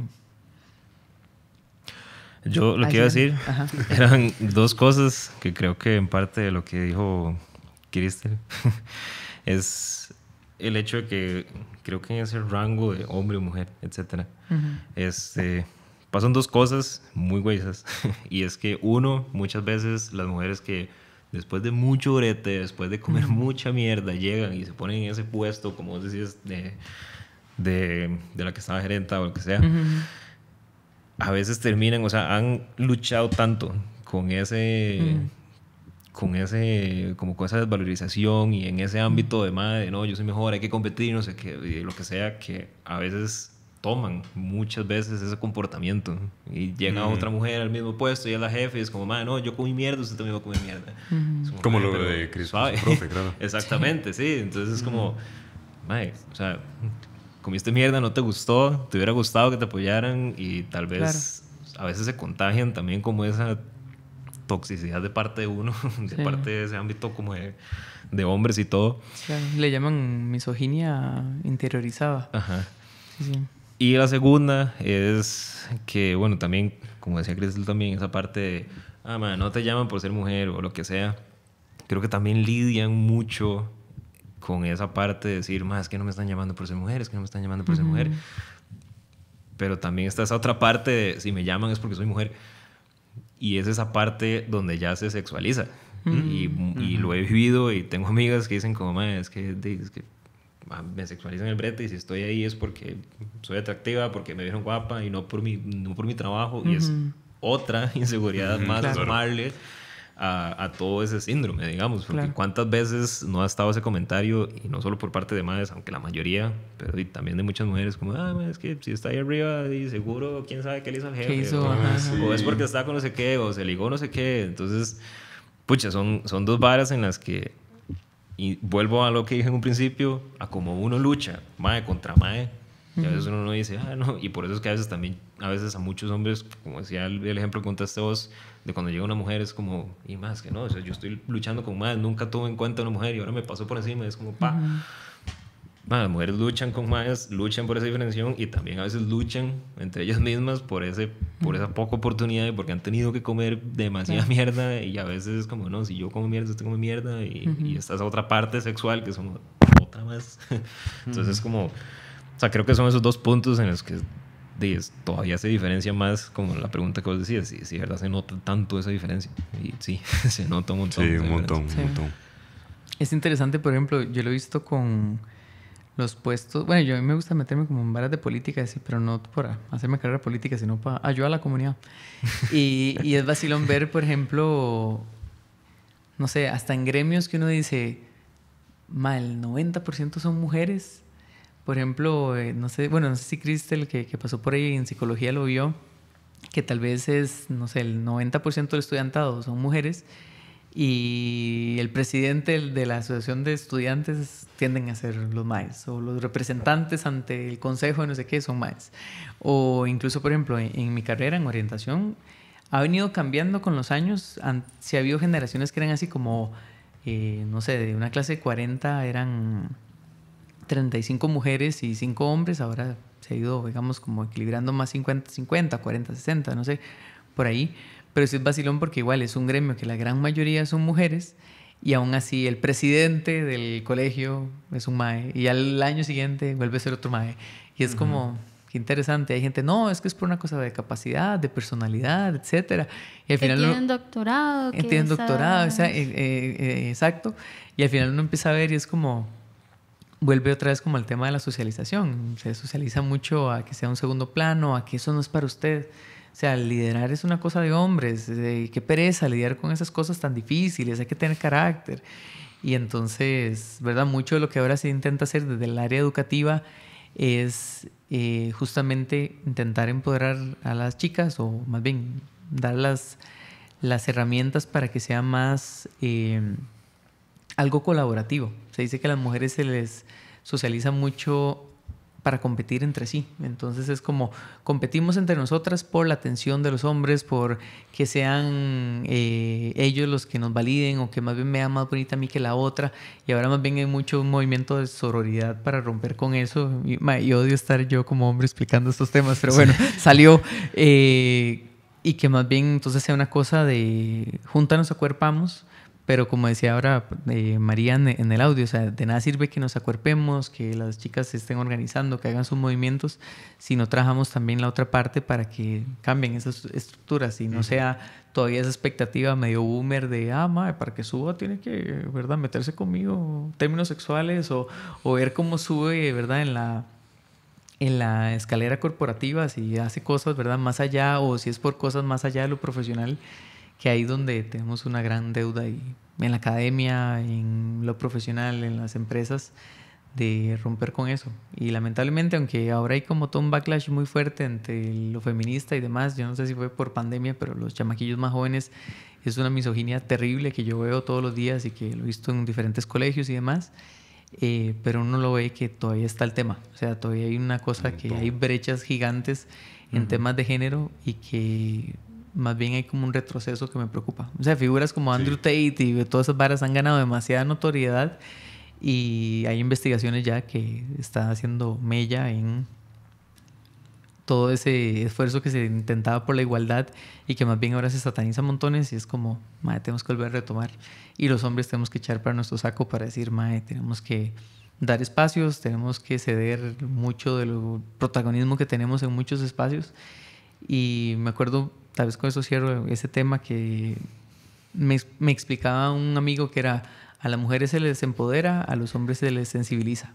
Y entonces tenemos que luchar por ahí. Y realmente yo creo que estamos más bien echándonos para atrás en un montón de temas que yo veía con mucho avance y llegó pandemia y no sé qué pasó. Creo que nos encerramos demasiado los hombres a, no sé, en todas las barras de videojuegos a tratarnos de la forma más racistas, machistas, misóginas que pudimos y ahora los chamaquillos lo tienen demasiado marcado. Pero no sé, es algo que he visto y que también al final pesa en todo este tema que estamos hablando. Sí, yo lo he notado un montón. Comentario... No quería hacer el comentario, pero comentario Jimbro. Ajá. Vieras cómo lo he notado, por ejemplo, como en el gimnasio. Sí, como que no comen suficiente prote las mujeres. Momento tuco. Momento tuco. Por favor, blurréeme del cuello para abajo para que no piense que... ¿verdad? Si va a decir eso, quítese la chamba. Sí. Pero vieras cómo se ha notado, por ejemplo, me parece muy triste porque, bueno, yo actualmente me ha costado mucho como relacionarme en ciertos ámbitos, a nivel social, a nivel artístico, lo que sea. Pero vieras cómo lo he notado en este ámbito en el que me relaciono prácticamente día a día durante varias horas al día. De bichimbros. Ajá. En el aspecto físico, en general, digamos, en el aspecto de la capacidad física de una persona, no solo el cómo el hombre desvaloriza o pone como en un escalón por debajo o en otra categoría incomparable el esfuerzo de la chica, sino también entre las propias chicas como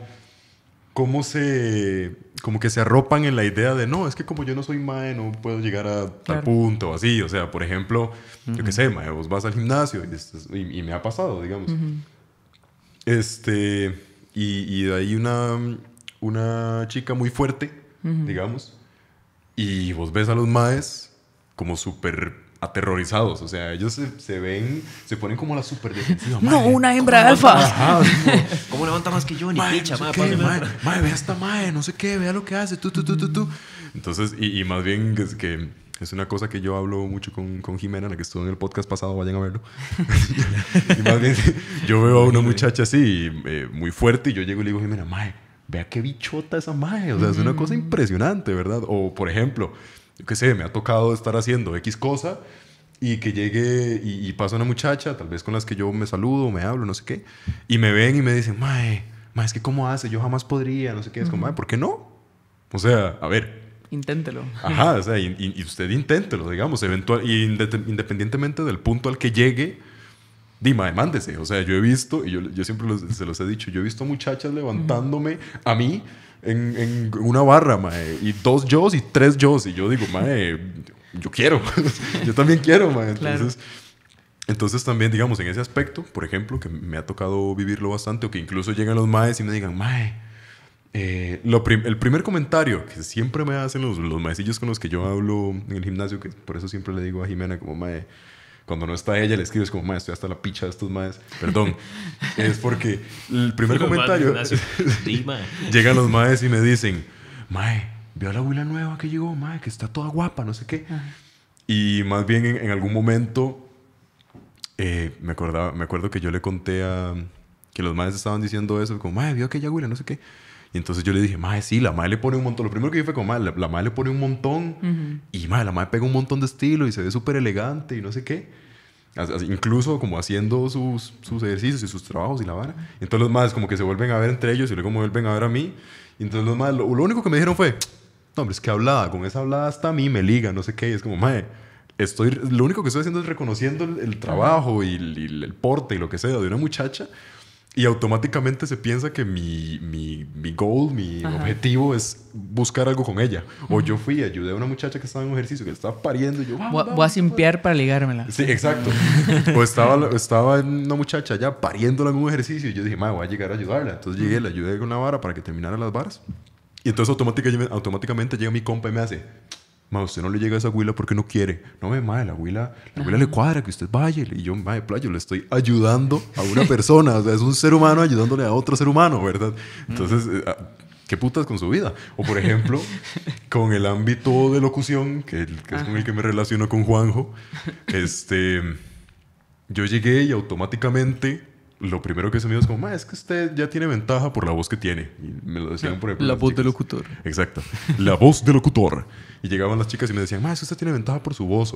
O es que si yo tuviera una voz como la suya. Es como, pero usted no necesita una voz como la mía. Usted necesita una voz como la suya. O sea, usted necesita ser usted y mostrar como ese nivel al que llega, que es lo mismo como ya de compararse y bla, bla, bla.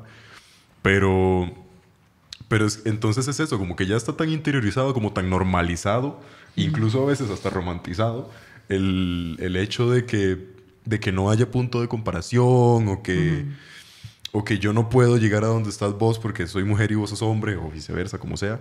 Que bueno, siempre va a haber diferencias inevitables, pero son justamente las que creo yo que lo hacen bonito, que hacen bonito ese proceso, como ver... cómo dos personas están en un nivel similar a pesar de las diferencias que tienen o cosas así, ¿verdad? Y que incluso una puede aprender de la otra y es como un enriquecimiento bastante saludable. Y a veces hasta se le impide a uno eso porque yo soy hombre y ella es mujer, entonces no es la misma vara, entonces jamás, no hay punto de comparación. Entonces me parece como... Y que la gente lo vea tan normal. Para mí es rarísimo, digamos. A veces discuten entre ciertas cosas y yo les digo, pero es que no entiendo dónde está la discusión. O sea, ¿por qué no simplemente podemos estar como en un paralelo donde cada quien se mueve sobre su línea, buscando un mismo objetivo y que la gente lo vea como tan diferente? O sea, como que se tenga que cruzar el camino de uno con el de otro. Y es como, no. Reconocer categorías, ¿no? Claro. Simplemente es como, son cosas distintas. O sea, somos personas distintas y buscamos una misma meta con caminos diferentes, pero que se puede llegar. Pero es como, ¿por qué? O sea, ¿por qué tengo yo que comparar mi camino al de este mae o al de esta huila? ¿O porque esta huila tiene que comparar su camino al de esa otra huila o al de aquel mae? Buscando como la aprobación de uno o del otro. Cuando, pues, la belleza es esa, ¿verdad? El camino personal. Pero bueno. Claro. Ahora tal vez, para ir cerrando, ¿qué hacemos? ¿Qué hacemos con todo este tema? Yo sé que ya hemos hablado de varios, pero digamos, como ¿qué se llevan tal vez de esta discusión o de esto que hemos conversado hoy? Como para hacer un recap o un resumen. ¿Quién se manda? Ahí va la camarita. No sé si alguien se va a mandar. ¿No? Sí, no. Dos, ¿no? Yo voy a cerrar con dos varas. Ajá. Las apunté para que no se me olvidaran, güey. Muy bien, Si no se me olvida, man. Muy bien, muy bien. Ahora, man. Voy a incluirlo, como dar un cuadernito de bienvenida. Yo tome. Vieran que yo en la mitad del podcast yo dije, ¿por qué no estoy tomando nota? ¿Verdad? O sea, ¿verdad? porque hay tantas cosas que en el momento siento que pueden enriquecer más la conversación, Eso pasa, pero eso se pasa. me va. Yo no apunté. Ahí vamos a tener otros espacios, tranquilo. Pero De eso fijo, pasa, eso pasa. De fijo. Mándese, Sí. Andy, mándese. Creo que voy a decir dos varas. Una, que creo que La si primera. uno me está olvidó. como escuchando la opinión de todos, creo que todos siempre nos centramos, y creo que es parte de ese síndrome del impostor, que nos centramos en el resultado. Nada más. Punto. O sea, llegar y decir, madre, mi obra quedó bien o quedó mal. Pero nunca vemos ese proceso y creo que más importante, nunca lo disfrutamos.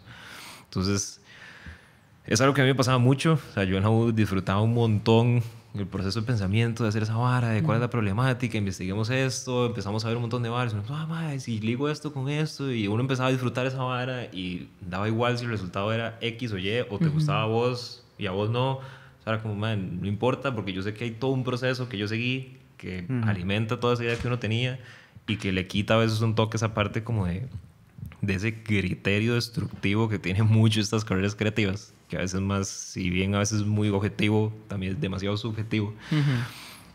Y creo que eso a veces le da a uno fortaleza de decir, el resultado fue este, con este proceso, y si para usted está bien o está mal, yo lo disfruté y este proceso es el que fue y me gusta y no me importa lo que me digan, es mi trabajo, es mi resultado y me gustó, punto.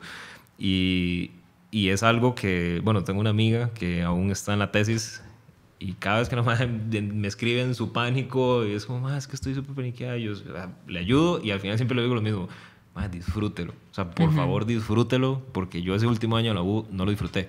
Claro. Y a mí, digamos, no me duele el resultado, que me gustara lo que hubiera hecho, no, sino es, puta, no lo disfruté. Y ahora yo veo un resultado y es como, trabajé todo un año en esta vara y para mí es como un trauma. Cuando debería ser, qué tuanis cuando yo estaba en la U y estaba sacando la tesis y qué tuanis. Y creo que eso es como sumamente importante. O sea, creo que eso tal vez a veces ayuda como a que ese resultado uno le tenga un poco de cariño. Más allá de si es bueno o es malo. Y lo otro, que no es tanto como cerrar en qué podemos hacer nosotros con nosotros, sino también qué podemos hacer nosotros con los demás y ayudar a alguien que tenga también ese síndrome o incluso que no lo tenga. Y creo que es a veces tomarse esos 5 segundos y decir como, qué tuanis te quedó esa madre. Porque creo que, bueno, espero que todo el mundo lo haya vivido en algún momento de su vida, que cuando uno está así como, es que esto no me gusta, y llegan y es como, qué chido es esa vara, y uno es como, en serio, y uno es como, qué tuanis, y uno le agarra un toque más de confianza, y uno es como, no, yo sí puedo. Eso yo un montón. Claro. Y no le toma a uno nada. Y a veces uno tiene esa parte como de, ¿será que le digo o no le digo? O mejor no le digo nada, porque uno a veces está como en esa competencia. Es como, o sea, uno a veces no es consciente de todo lo que puede ayudar diciendo, claro, qué chido te quedó, o qué tuanis, o qué tuanis te quedó esa locución que hiciste. O qué dicha que viniste, qué dicha que... Cualquier cosa. No sé. O sea, es halagar en lo que sea o en ese punto, digamos. Tal vez el trabajo tiene un montón de cosas a mejorar, pero creo que ya hay demasiada gente que te está diciendo, no tienes que mejorarlo, esto no te... O sea, no vas a aportar nada diciéndole otra parte destructiva. O sea, un simple... Qué chiva, man. A mí me encanta halagar, man. Exactamente. Sí. O sea, y creo que a veces también... En mi lenguaje del amor. Claramente no sé a nivel de mujer, porque no lo soy. Claro. No sé qué tanto pasa o no pasa. Pero, uno como, cuando uno le dicen, qué chiva tal bar, uno es como... En serio, es como, uno ya esa persona tiene un campito, digamos. Total. Que uno no lo expresa, digamos. O sea, creo que uno es demasiado cerrado en esa vara. Claro. Es como, no. Esa piedrita o ese tuco que decía varas, uno lo aplica demasiado. Entonces creo que es algo que marca mucho y puede ayudar demasiado. Yo he escuchado una frase que, no sé si era de Shakespeare o de quién, que era como, quien se queda con un cumplido se queda con algo ajeno. Y me encanta. Es como, es cierto, eso yo tengo que decírselo porque no es mío, es para esta persona. Ajá. Sí, pero bueno. ¿Qué más? Palabritas de cierre. ¿Qué se llevan? Bueno, a mí siempre me encanta como ver esa interacción entre personas con situaciones muy distintas, digamos, en este caso, pues más directamente, por ejemplo, entre hombres y mujeres. Porque, bueno, en primer lugar, yo me relaciono más con mujeres que con hombres, porque me siento más cómodo con mujeres que con hombres. Entonces... Dito. Agarrar como estos temas como más vulnerables, como o polémicos a veces, o que nos llevan a explorar más partes de nuestro ser, de nuestro interior, que nos afectan a nosotros, pero que también se reflejan en la sociedad, me parecen súper interesantes. Y entonces, lo que a mí me deja, o lo que yo me dejo, es como esa invitación a las personas, digamos, a los que estamos acá, a los que nos ven y escuchan, a tratar de entender un poquito más por lo que está pasando la otra persona. Digamos que, por ejemplo, es una cosa que siempre, toda la vida me ha dicho mi papá. Siempre me ha dicho como, a usted nada le cuesta hacer buena nota. Nada le cuesta. O sea, usted tiene que maquinarse incluso a veces hasta un insulto y un comentario feo y ver cómo lo dice uno de una forma ingeniosa, que suene lo que sea. Pero a usted nada le cuesta y es súper fácil ser buena nota, ser empático, decir un comentario bonito, decir una hora buena. Y mi tata siempre me decía, ¿usted qué sabe? Que ahorita vamos manejando y esa persona que está ahí caminando está teniendo el peor día de su fucking vida y le está pasando muy mal Y si en el momento en que usted llega y le dice, mae, qué bien te ves, o mae, qué tuanis esa camisa, o qué tuanis tal vara, mae, le puede cambiar el día y puede evitar que haga una estupidez o que tome una decisión muy equivocada. Entonces, es como, mae, nada te cuesta tener como esa empatía o por lo menos ese deseo de repartir el amor, ¿verdad? Que bueno, a veces uno no tiene ese amor en uno mismo, pero siento que precisamente por eso es bueno tratar de esparcirlo, digamos, porque si entre muchas personas que no tenemos amor tratamos de esparcir el amor entre los demás, entonces cada uno se va a llevar un poquito más, entonces cada uno empieza a recogerlo y a hacerlo propio. Como dijo Juanjo con su frase de Shakespeare, y se empieza a hacer propio hasta que en algún momento se interioriza y es como, esto es mío. Y no importa que sea la suma de muchos comentarios ajenos, sigue siendo mío porque me lo están diciendo a mí sobre algo que yo tengo.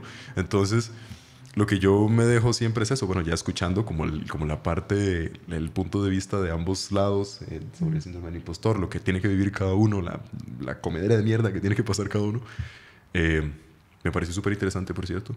Es eso, como traten de entender a la otra parte y traten de entender que como somos seres humanos tenemos caminos distintos y como tenemos caminos distintos jamás nos vamos a entender, pero parte de eso es la belleza, digamos, porque logramos convivir o estar de acuerdo en cosas o llevarnos con nosotros mismos y entendernos en muchas cosas, aunque no vivimos nunca, jamás lo mismo. Y eso es parte de la belleza. Entonces, como, bueno, no traten de comparar su camino con el de nadie más. No traten de pensar que deberían ser una u otra cosa o que no son lo suficiente porque no están en X punto, porque no somos los mismos, digamos. Y no tenemos las mismas oportunidades, los mismos caminos, la misma mentalidad, ni siquiera el mismo cuerpo. Entonces, pensar mucho en eso. Eso es lo que me llevo. Muy bien, muy bonito. A mí me gustaría, como reflexión final de mi parte, decir que muchas veces el síndrome de impostor o impostora viene de tener mucho miedo de intentar algo porque tenemos miedo de fallar o porque no nos sentimos lo suficientemente preparados y preparadas y que por eso decidimos no hacer las cosas o no sé, ganamos una audición, ganamos un puesto y lo rechazamos porque no nos sentimos preparados para asumir eso. Entonces me gustaría invitar a toda la gente, invitarlos a ustedes a que, invitarme a mí también, a que tomemos momentos de no intentar nada activos, de no decirnos como ay, es que tengo que intentarlo porque ¿cómo me voy a quedar sin hacer nada si todo el mundo está avanzando? Pero a la vez, que madre, es que no me siento lo suficientemente preparado para esto. No, tómate un año o un tiempo, unos meses en los que no intentes nada de manera activa. Proponete no intentar nada porque al final te vas a dar cuenta de que no pasa nada. O sea, si no intentas las cosas, no pasa nada. O sea, puedes seguir creciendo como persona y no necesariamente porque estás logrando 1000 cosas a la vez y estás muerto de ansiedad y nunca te sentís preparado para nada. Entonces pasa el tiempo y no aprovechas ninguna de las experiencias porque nunca te sentiste listo y nunca te diste la oportunidad de disfrutarlo, como decía ahora Andy con lo de disfrutar el proceso y vivirlo más. Entonces creo que haciendo como una psicología inversa, démonos tiempo de no intentar nada, de liberar esas expectativas que la sociedad nos pone, que nosotros mismos y nosotras mismas nos imponemos, y así nos vamos a dar cuenta de que todo está bien y que cuando queremos intentar algo es porque estamos listos para ello y si lo logramos es porque nos lo merecemos completamente. Y siempre lo dice, con esa sonrisota se lo creo. Sí. Total, digamos. Nice. Me acordó un toque como al meme como de el mundo si haces X cosa, el mundo si no lo haces, y es como la misma. Y la misma mierda, total. Exactamente. Total. Como si lo hace no pasa nada y si no lo hace también. O sea, respire. ¿Chris? Yo tal vez lo que les podría dejar es como unos tips que me han ayudado a mí bastante para lidiar con el síndrome de impostor. Vamos a ver.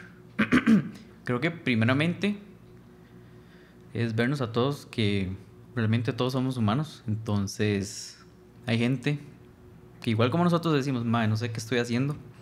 Mucha gente también está en la misma que dice, aunque no parezca, aunque tenga así como un porte así como super cool, muchas veces ellos dentro de ellos mismos dicen, madre, estoy mamando y no sé qué estoy haciendo, pero y aquí voy.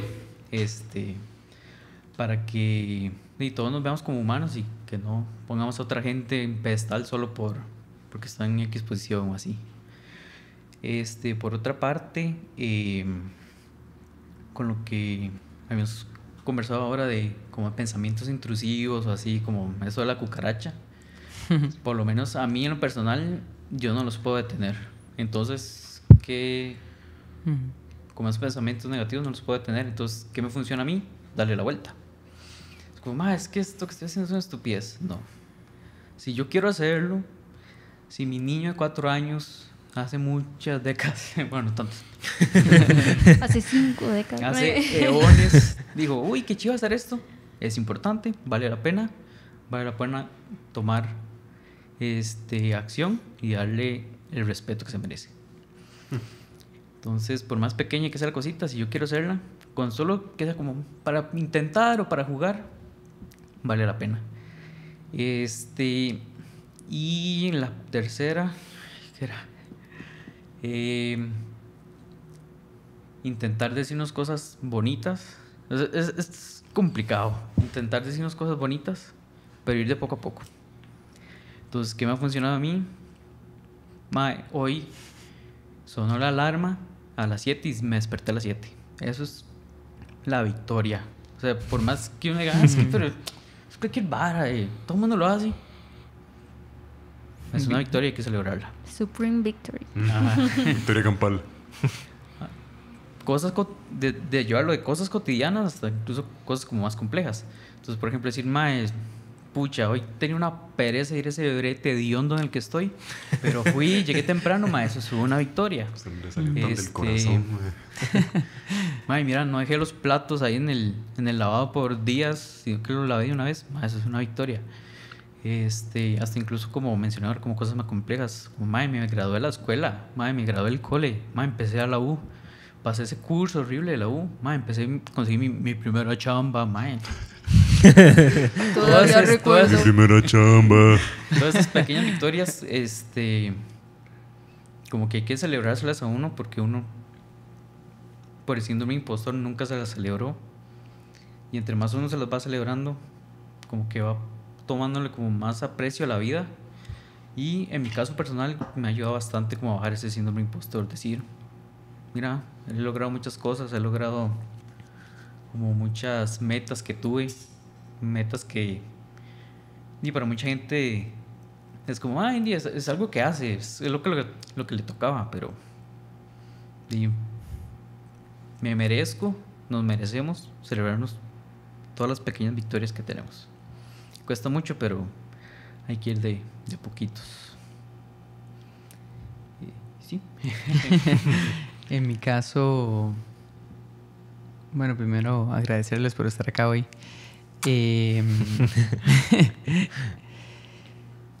Yo creo que mucho de lo que han dicho va de la mano de entender que primero que cualquier otra cosa, cualquier otra etiqueta, ¿verdad? Que hay procesos que ya de por sí te evalúan. Hay que cuestionarse si tiene que ser así, ¿verdad? Pero tenemos muy interiorizado como, si alguien estudia, tiene que pasar por exámenes.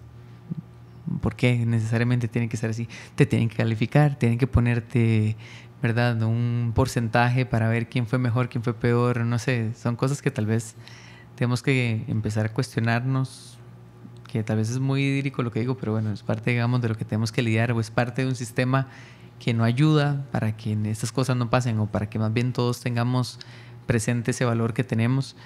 Y es eso, es recordar que antes de ser estudiante soy una persona, antes de ser un músico, antes de ser un artista, antes de ser la profesión que ustedes digan, soy una persona, y tener esa autocompasión para decir, puedo fallar, puedo no ser perfecto, hay días en los que lo voy a hacer muy bien, hay días en los que no lo voy a hacer tan bien, y está bien. Y como decía ahora Cristian, por ejemplo, con esto de que tal vez hay cosas que el sistema no te valora, o que dice, ¿para qué vas a perder el tiempo con eso? Y hay a veces como esa trampa de que tenemos que estar siempre produciendo o haciendo algo importante para quien no sé, pero importante para alguien afuera de mí. Y es más bien como darse ese chance de decir, si esto que yo quiero hacer para mí es importante, punto. No necesito la validación de alguien más, no necesito que necesariamente tenga un reconocimiento a nivel de premios o elogios o económico, no sé, sino entender que justamente si para mí es un tema importante, entonces ya por eso es algo que vale la pena defender y asumir y etcétera. No centrarnos en el resultado final, pensar lo importante que son los procesos, pensar en lo importante que es aprender de los procesos, y que hay muchas trampas justamente por eso. Hay demasiados críticos, hay demasiados jueces en nuestro camino como artistas, como profesionales, como parejas, como personas, etcétera, y tenemos que entender que está bien no siempre hacerlo bien. Y todo bien, puede ser que yo tenga metas que yo quiera cumplir o ciertos estándares que yo quiera cumplir, o que yo diga, mi mayor competencia es conmigo mismo. Y es como, no sé, a mí me gusta mucho una frase que hubo un tiempo que estuvo como de moda, que es como, no compitas, haz compitas. O sea, que más bien el competir... hubo una frase que una vez escuché que me dejó pensando montones, que es, más que yo, mi primera carrera cuando empecé la U fue administración, y entonces en administración te enseñan montones el mapeo del mercado y vea quiénes son sus principales competidores y tienes que aplastarlos de alguna forma, o esa era mucho la mentalidad hace unos años, y ahora es mucho como competir es para tontos. Más bien es una idea de que empecemos más a colaborar, empecemos más a crear con otras personas. Y entonces tal vez ahí podemos empezar a quitarnos esas etiquetas y entender que hay campo para todo el mundo. O sea, no es que yo soy el mejor por una cosa en específico, sino que puede haber un montón de gente que es muy buena, y con esa gente podemos crear y podemos compartir y podemos hacer podcasts y hacer un montón de cosas bellas que la vida nos permite, en vez de estar diciendo, como quién es el que tiene más likes, o quién es el que puede vender más caro, o quién es el que pega tal proyecto, tal negocio, tal todo, sino que es como, ¿qué puedo hacer para que todo el mundo tenga un espacio seguro donde crear? Y finalmente, lo último que quisiera decir también con esto es mucho también de a lo que nos abocamos un gran tiempo ahora en la conversación fue a ver también la estructura, ¿verdad? Hay cosas que van más allá de nosotros, que tenemos que empezar a cambiar. El sistema educativo, como lo decía ahora, en el sistema de trabajo, y es justamente como humanizar mucho de lo que a veces las grandes corporaciones o los sistemas, etcétera, empiezan a deshumanizar. O sea, es empezar a humanizar los sistemas económicos, a humanizar los sistemas sociales, y empezar a vernos justamente como no solo esa persona o ese número ahí que está en una estación de trabajo produciendo, sino es: esta persona tiene una historia, esta persona viene de entornos que han sido buenos o malos o han tenido de todo, esta persona tiene sus problemas en su casa, en sus familias, etcétera. Y entonces es empezar a justamente tender esas manos y, como decían ahora, reconocer el valor de las otras personas. Ayudaría o sanaría mucho justamente este síndrome del impostor, ¿verdad? Que ya por sí nosotros lo traemos por historias familiares y por otro montón de cosas, y el sistema no ayuda a que más bien empecemos a sanar eso. Y es reconocernos justamente al contrario de lo que dice el síndrome del impostor. Si estoy ahí, como decía ahora Cristel, si estoy ahí es porque me lo merezco. Si estoy logrando esto es por mi esfuerzo, no fue un golpe de suerte. Y si fue suerte, todo bien, pero fue una parte, aprovechelo, exactamente, fue una parte entre un montón de cosas. Y entonces más bien es como empezar a reconocernos valiosos independientemente de lo que seamos, y que las expectativas no estén tan altas como para más bien que nos terminen aplastando. Pero bueno, yo creo que lo dejaría por ahí. Más bien, muchísimas gracias, de verdad, muchachona, por estar aquí.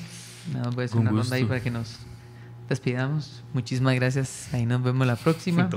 Esperamos de verdad montones que estos temas les ayuden, que si llegaron aquí, ya sea porque simplemente siguen el proyecto y ojalá que les haya servido para algo, o si es que realmente están buscando cómo lidiar con estos temas, les haya dado alguna luz. Tal vez no tenemos todas las respuestas, pero ojalá que les haya dado una luz o una ayuda en su proceso. Bueno, nos vemos la próxima. Soy John Jux, muchísimas gracias y nos despedimos. Ay, me golpeé el micrófono. Nos vemos. Chao, chao. Chao, chao. Gracias.